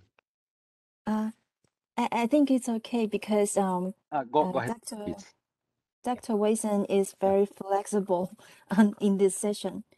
Okay, so next we're going to welcome Professor Kawasaki. He is going to share another case study of the Myanmar Diaz and facilitator case with us. And Professor Kawasaki is current research focuses on water-related disaster risk and poverty reduction in Asia from interdisciplinary applications of engineering and social science approach. He is leading several interdisciplinary research projects in China, India, Myanmar, Sri Lanka, and Thailand.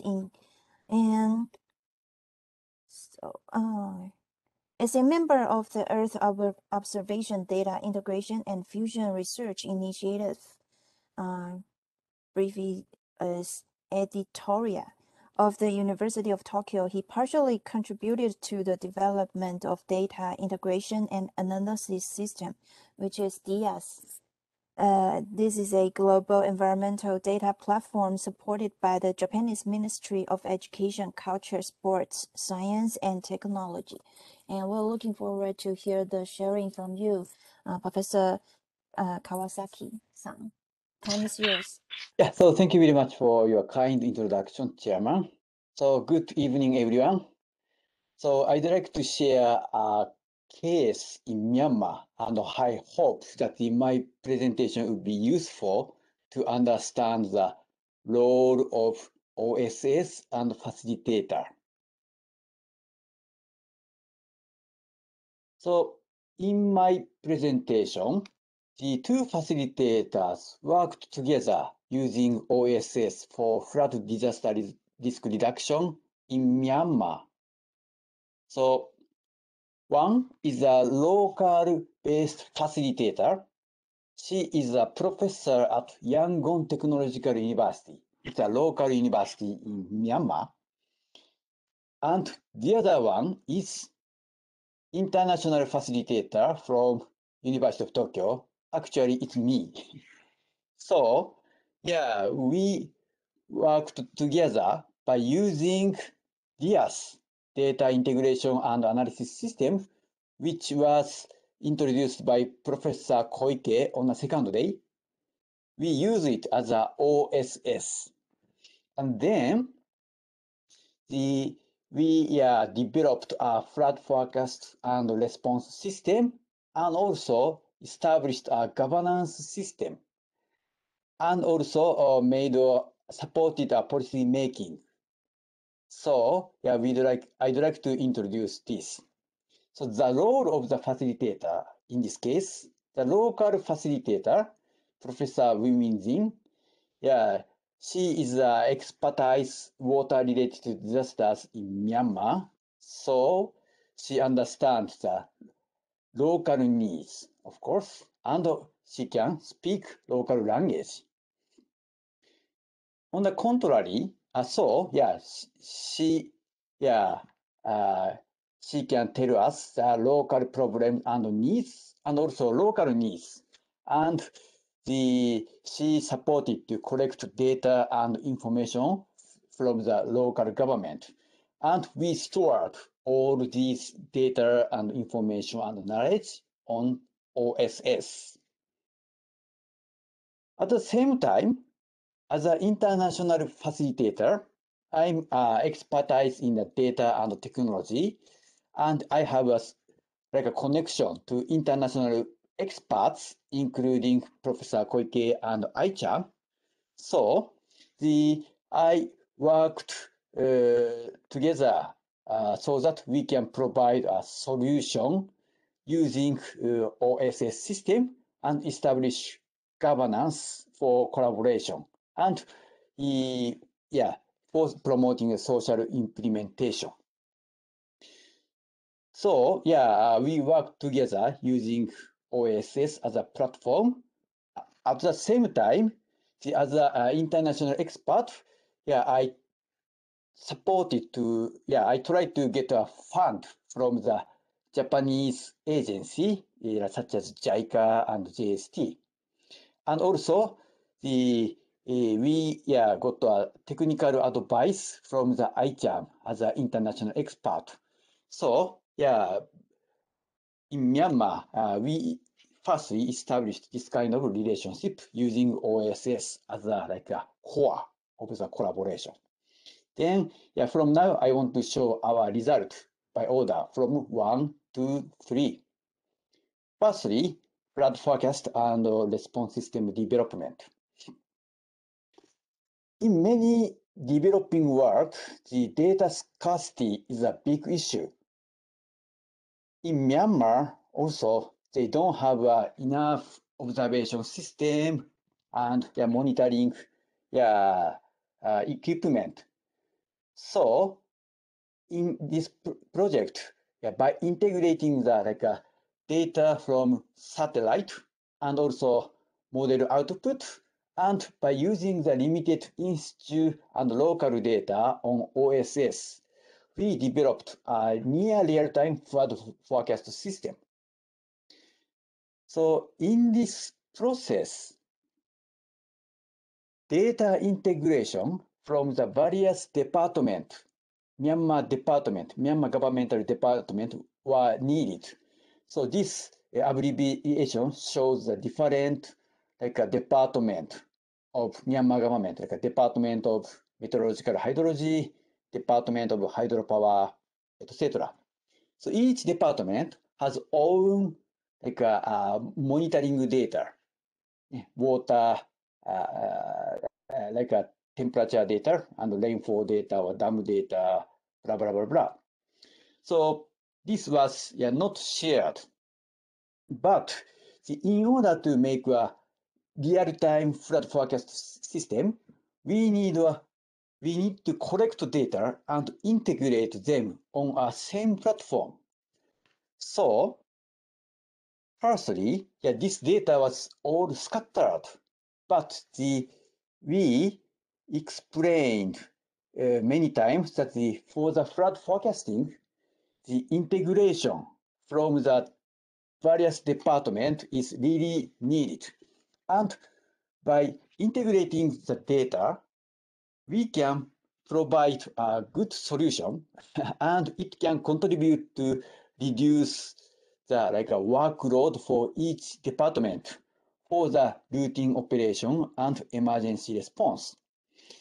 So by working with the local facilitators, we explained this so many times. Then finally, we were able to get the data from the local government. At the same time, as same as I think many countries, vertical bureaucratic administration system was a big barrier for DRR. So uncoordinated response and no information sharing. So through this data integration, we also tell them that the coordinated governance system is really needed for DRR. So in this project, through the data sharing and integration from each department, we established this coordinated governance structure for the flood disaster risk reduction. So in Myanmar, actually, this was very first time to make this kind of coordinated system through the data integration.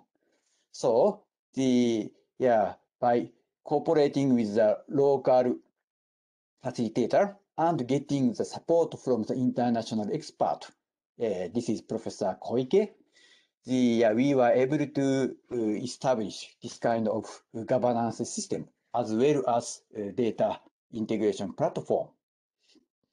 Then finally, from the 2 years ago, we started to operate this flood forecasting and monitoring system for the Bago River Basin.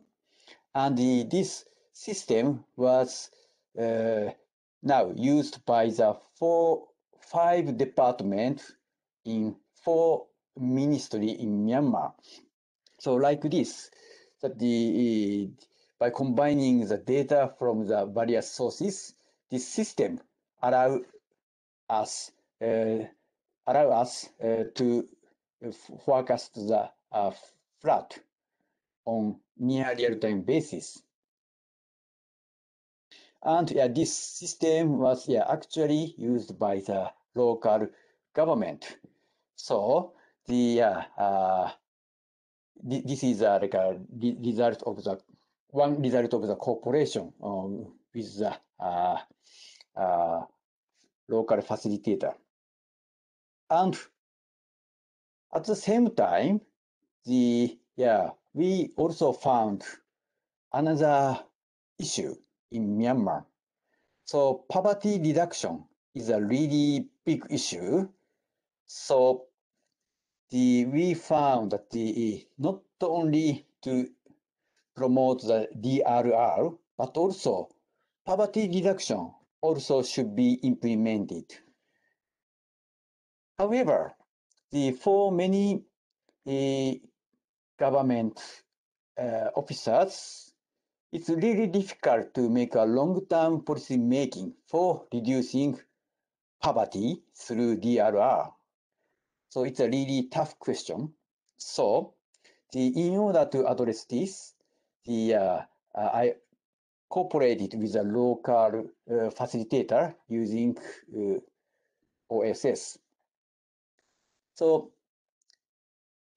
firstly, let me share two main problems for long-term policy making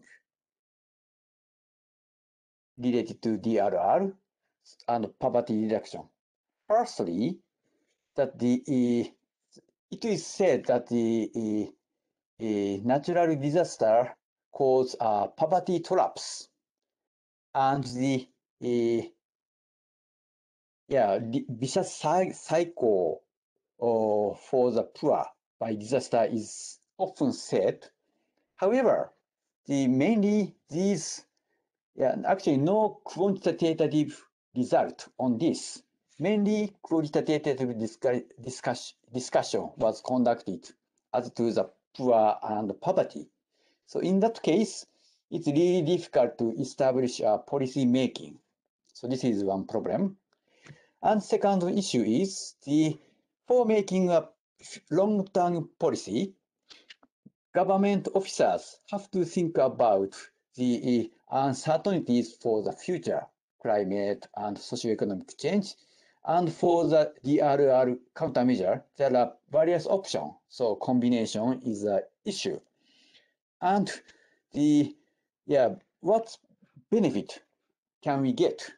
So estimation of the benefit is really challenging for this kind of socio-economic development.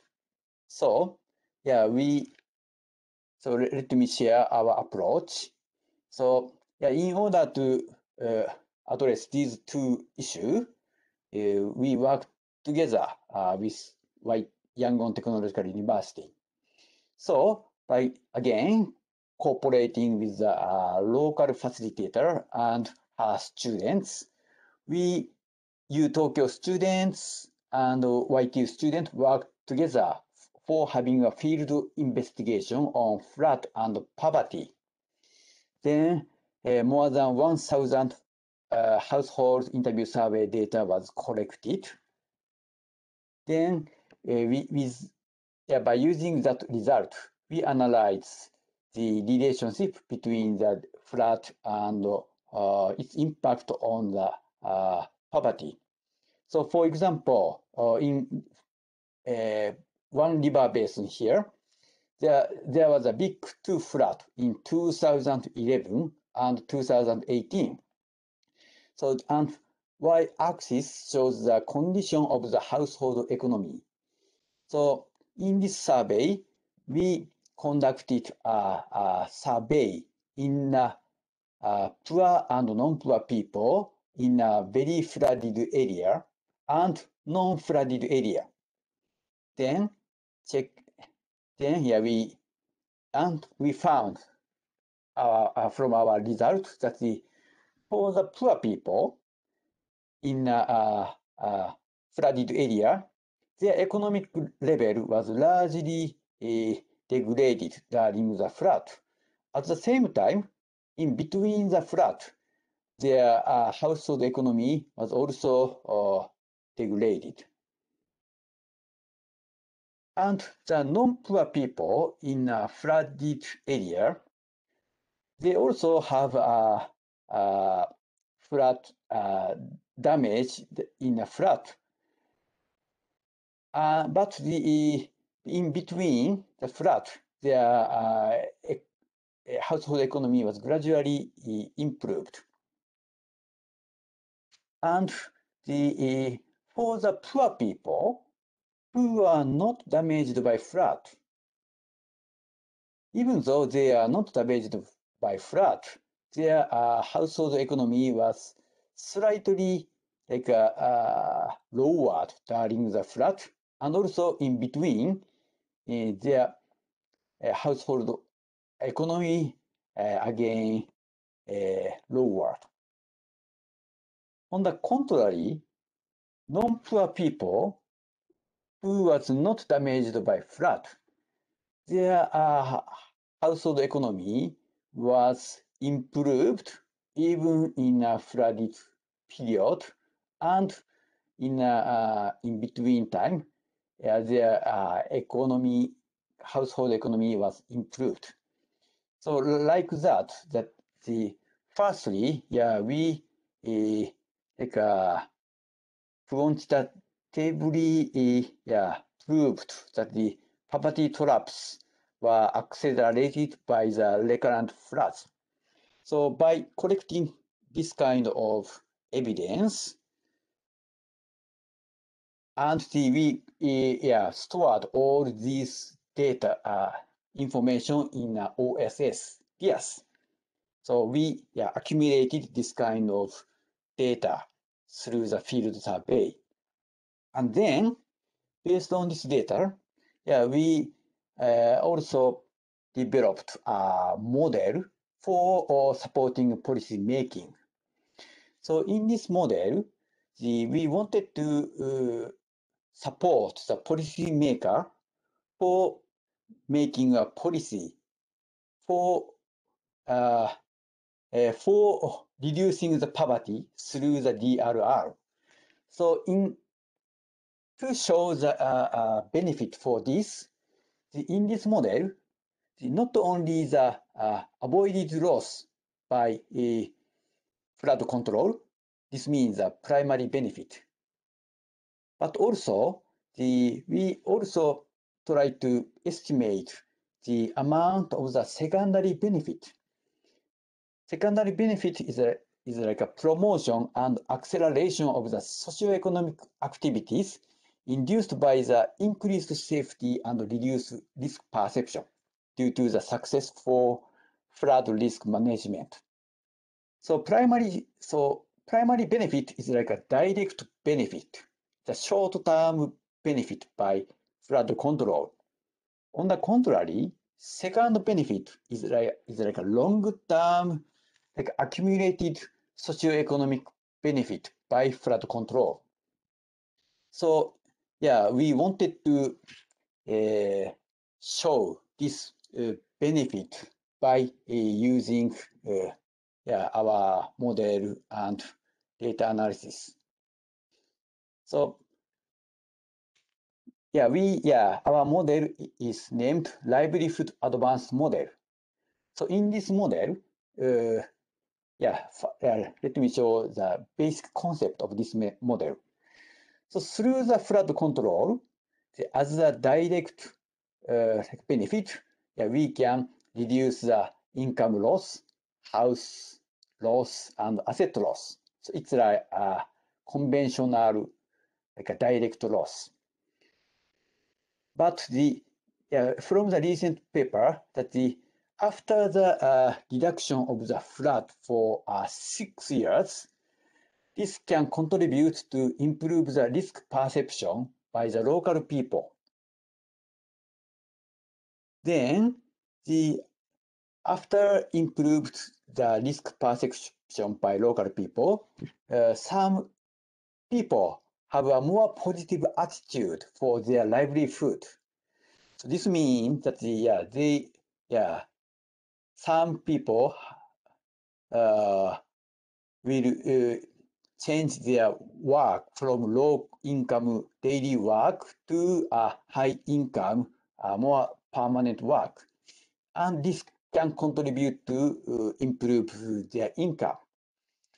So by collecting this kind of knowledge from the past research, we make this model. So no flood experience over 6 years will contribute to improve the livelihood by changing the behavior of the local people. However, we don't know how how much ratio of people will actually change their livelihood, higher livelihood. So as an assumption, we put a responsiveness ratio in 7 pattern from 0% to 70%. Then by using our database system called DIAS, we conducted a very complicated simulation with various input patterns. So as an input of the future climate and socioeconomic development, input from IPCC was included for the 30 years from 2040 to 2070. And then in total, 127 combination of flood risk management measures, such as establishing embankment, dredging, or retention area, or land use planning, or establishment of early warning, etc. So combine with and without to compose one strategy, one flood risk management strategy, and the 7 patterns of the livelihood responsiveness from 0% to 70% was considered. So in total, more than 25,000 input patterns were used for the simulation. So actually, yeah, for this calculation, it took almost four months because we conducted a very high resolution climate and flood risk simulation. Then, let me share our main finding. So this is the change of the total amount of the benefit. This is like a average benefit of the all flood risk management strategy in the 30 years from 2040 to 2070s. So x-axis shows the responsiveness ratio from 0% to 70%, and vertical axis shows the total benefit in million US dollar. So from our result, that as a primary benefit, it's like a direct benefit. This was about 43 million US dollar. But the secondary benefit, the long-term accumulated socioeconomic activity, was even only the 5% of the people changed their behavior. Its benefit is amount of reached to 150 million US dollars. So like that our model showed that the secondary benefit amount up to 2 to 5 times of the primary benefits. So why? Because the primary benefits are only attained when hazard occurs, but the secondary benefit could be attained regardless of the occurrence of the hazards. So this result suggests that the conventional practice have overlooked the large amount of the benefit, and this could tell policymaker the benefit of the investment. So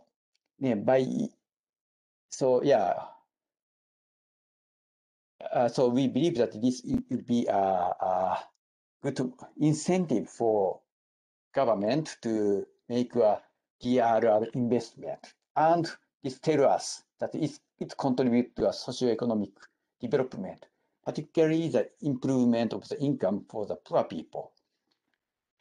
And also, by introducing this method, the selection of the best flood risk management measure would be changed. So this left-hand side shows the total benefit of each of the 127 flood control strategies. And the second one, this shows the cost of the each flat risk management strategies.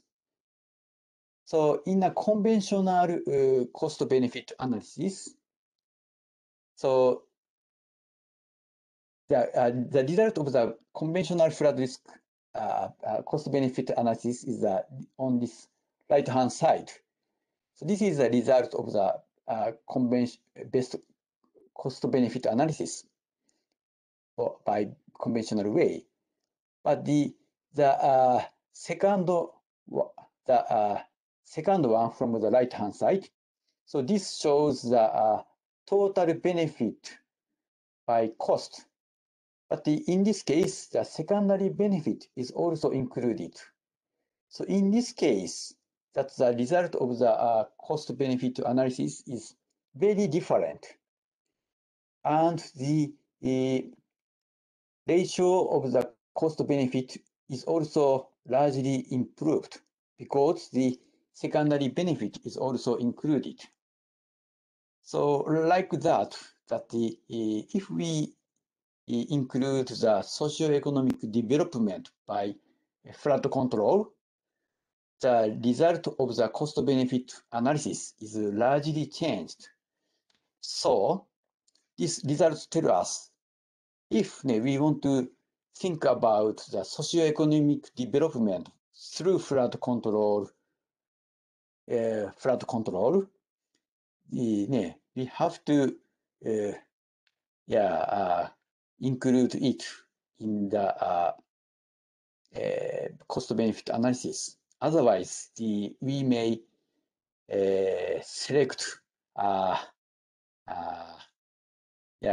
not appropriate countermeasure, just considering the flood control issue. So like that, by developing this kind of model, cooperating with the local facilitator, we try to implement this result for the actual local planning.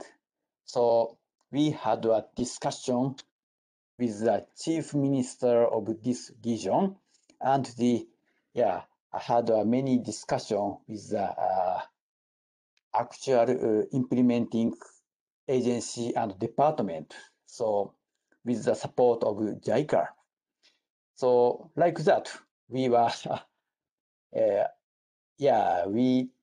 trying to implement this on the actual city planning, policy making for DRR.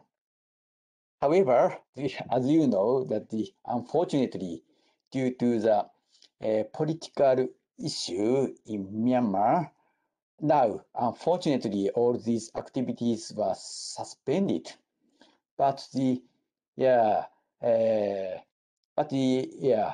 though our activity shows how the local facilitators and OSS was really useful for working together with the local government for data integration and for long-term and long-term policy making. So in my study, in my presentation, I introduced the case of Myanmar. So I hope that this gave some concrete images how OSS can be used for policy making and system development by cooperating with facilitators. So thank you very much for your kind introduction.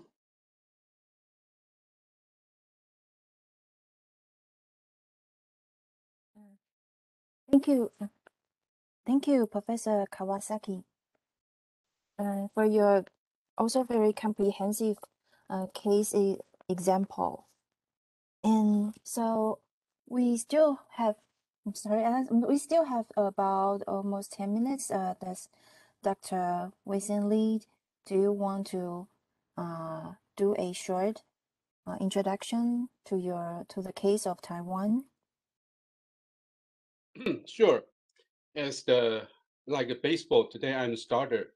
Now I'm the closer. Yeah, may I interrupt? Is there any chance for the participants to make a questions to the two case studies presented by Dr. Miyamoto and Professor Kawasaki?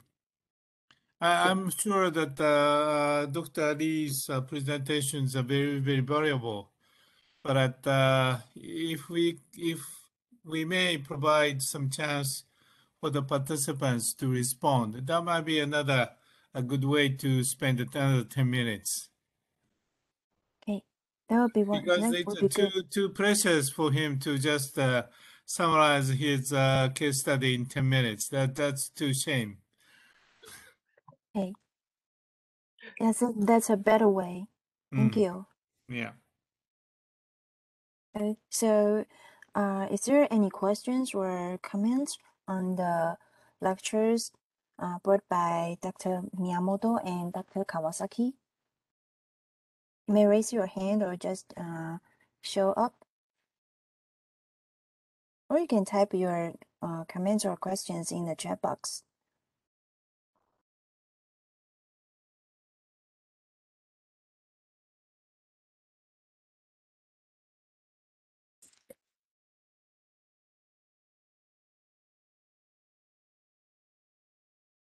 Okay. So, or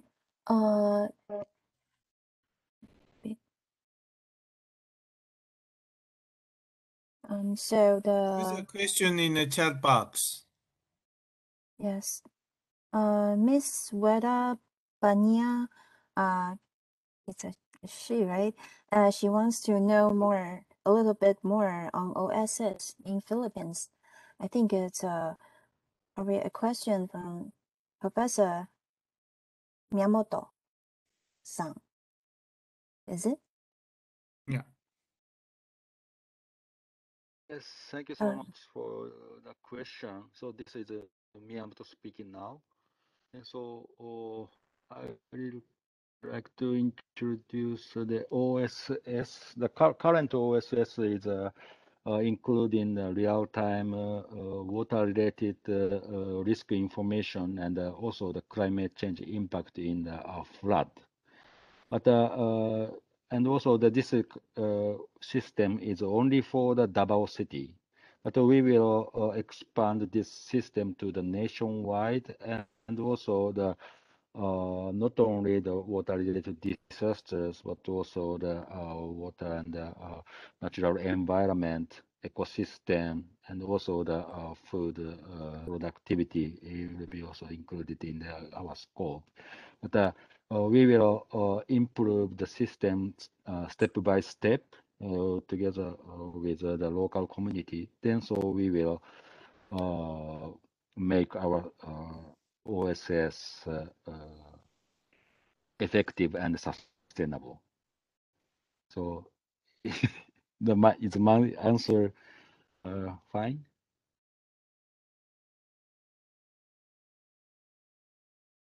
So, does Yeah, Miss I found a question to Dr. Miyamoto from one of the participants.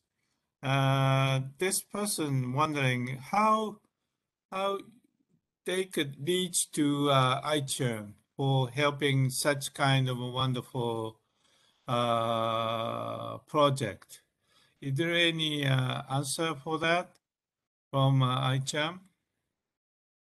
Yeah, thank you so much.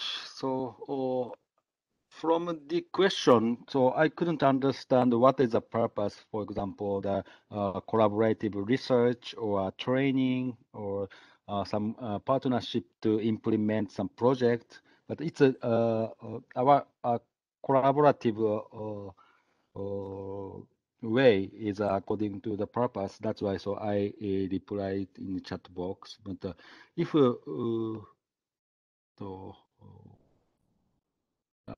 the intention of question is, I think we should collaborative research on this kind of community-based activity. Then so in that case, so we can have some discussion on this activity. Then so we can implement our idea and their idea in the some target countries. So it is possible to do in near future. But of course, the host is the target country. They have to agree with that collaborative work, but I think that is possible to do in near future.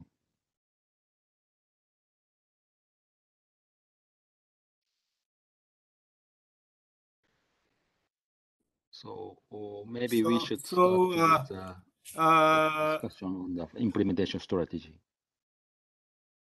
Yeah. Back to you. Sorry. Sorry Yeah, to sure, interrupt. yeah. So that ICHAM have been working for the promoting OSS, not as an individual, but as an institution, because at the both director Koike, Professor Koike, and Dr. Miyamoto are joining this seminar. That is my impression. So ICHAM is supporting as an institution to promote OSS, so that how could people who are interested in promoting OSS reach to ICHAM?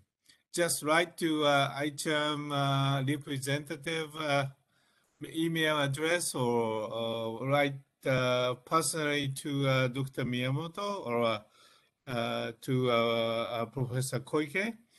What would be the best way for those who are interested in promoting OSS to reach out ICHAM? Thank you so much for your clarification. So my answer is like this. So I can be a kind of a focal point. Okay. So if you can contact to me, so we can convey that message in ICHAM and also the related agencies. Then so we can find the collaborative way in the future. So that in any way that Dr. Miyamoto could be functioning as a gateway for connecting current participant and ICHAM, right? Yeah, yes, exactly. But the concept of ICHAM is always open to the collaborate with foreign agencies. Sure. That's why, yeah. But that's why so we to are solicit encouraging. such an open collaboration, we need some kind of kickoff. Yes, And then you'll exactly. be functioning as a very good initiator for that. Yes. Yes. Yes. Thank you. Exactly. Yeah. Yeah. Thank you so much.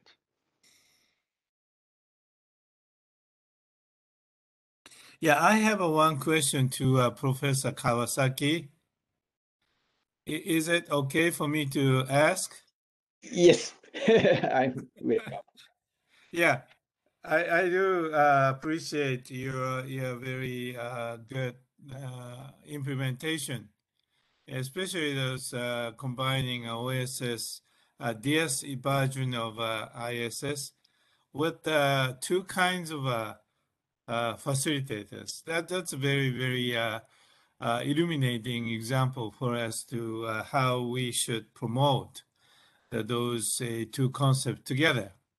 But as I learned from media, unfortunately, Myanmar has in trouble. And what is the recent situations in terms of research progress? You do have a lot of problem in communicating or collaborating with the Myanmar people, or is it still okay in conducting your collaboration in terms of mutual research? That's my very personal interest in asking. Yeah. Thank you very much, Professor Hayashi, for very critical question. Yes, so yes, yeah, to tell the truth, it's a really serious, severe situation in Myanmar. Oh. So now our local partner, Yangon Technological University, Actually, many staff, professors, and many students left the school Oh. and won't come back. Fortunately, my partner, Professor Wimizin, local coordinator, she stay in the university. So I'm still communicating with her. See, now, the relationship to the government is a really difficult situation. But as a university, as a neutral position, we try to support ours for disaster risk reduction. So actually, our system is still working. Myanmar. So now our main concentration is just maintain the operation of the existing system. So I think just keeping the operation, this will be supporting the DRR in Myanmar. But beyond that, now it's a really difficult situation because now Japanese government don't, how can I say, their position to the current Myanmar government is how can I say? Undecided. Yes, not decided. Yes. So, as an academic, yes, but as academic, as a neutral position, I continue to collaborate with Myanmar. But for several years, just keeping, minimum, operation. Sure. Yeah, thank you so much. But I'm really glad that your system have been still in operation, no matter what happens. The science do not kind of favor for any side. So actually, it should favor for the people of Myanmar. So that if you could continue the good relationship with people in Myanmar, that will be a real good contribution, so that even though it might be very difficult for you to continue day-to-day communication or interaction with your allies in Myanmar, I do hope you'll be patient and supportive for the very positive future of Myanmar in any way. Thank you. So thank you very much for your kind words and kind comments, Professor Hayashi. Okay, thank you for Professor Hayashi leading the discussion for the last few minutes, and thank you for Professor Miyamoto and Professor Kawasaki. And so I think we're a little over the time now. And Professor Hayashi, do you have anything you want to say in advance to our discussion? Yes. Thank you for every participants to join day 3, and it's been 3 nights for us to talk about online synthesis system for sustainability and resilience, as well as the role of facilitators. And then in 2 days, we have a day 4, which is a very open 3 hours.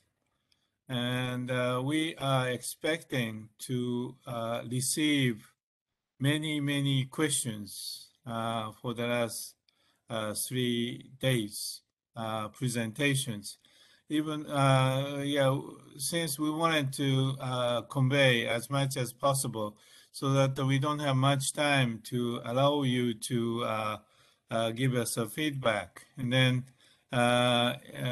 day 4, January the 16th, is that such a discussion time, so that I do expect very live and constructive discussions, which may end up with seeds grants for your part. And so I personally really appreciate if you could send questions you want to ask to us in advance to Yushan through email or whatever the media you can contact her, and so that we could have a rich 3 hours in a very productive and constructive discussions. And then I'm very much sure that Jan Chen Lee will be moderating this session very fruitfully, isn't it?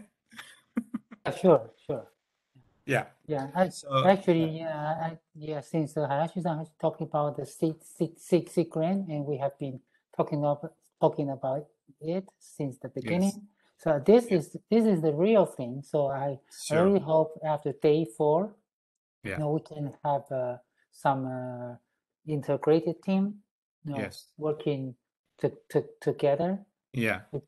To really practice, or even even to strengthening this online synthesis system. Yeah. Yeah. That's So the all of the lecturers present today or absent today really hope to have a very good seed grant project, hopefully in relation to promotion of online synthesis system, or as well as the facilitators on site, so that we are very much anticipated to answer any questions you might ask. And I hope to promote a very good research relationship between us and participants, including all the stakeholders from NCDR and ICOE Taipei, so that I hope that Thursday will be a very, very good session, day 4. That's my great expectation right now.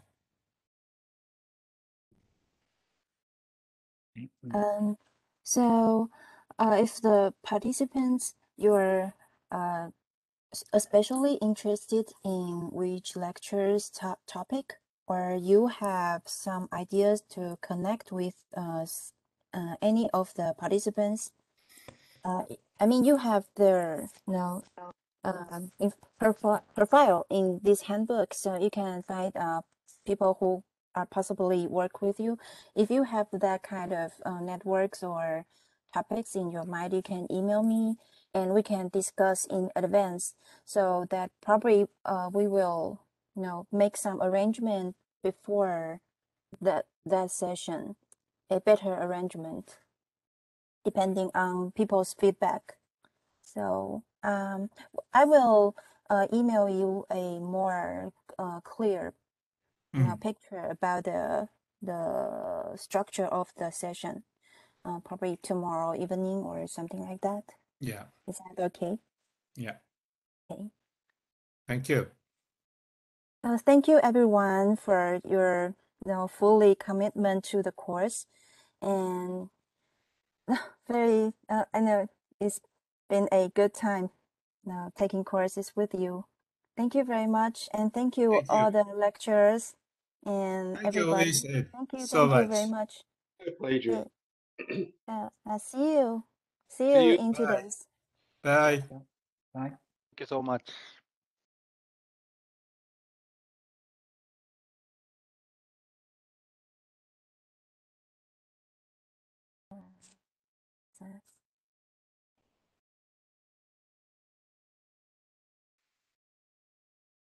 I got a private message from Baba-san, but I haven't replied yet.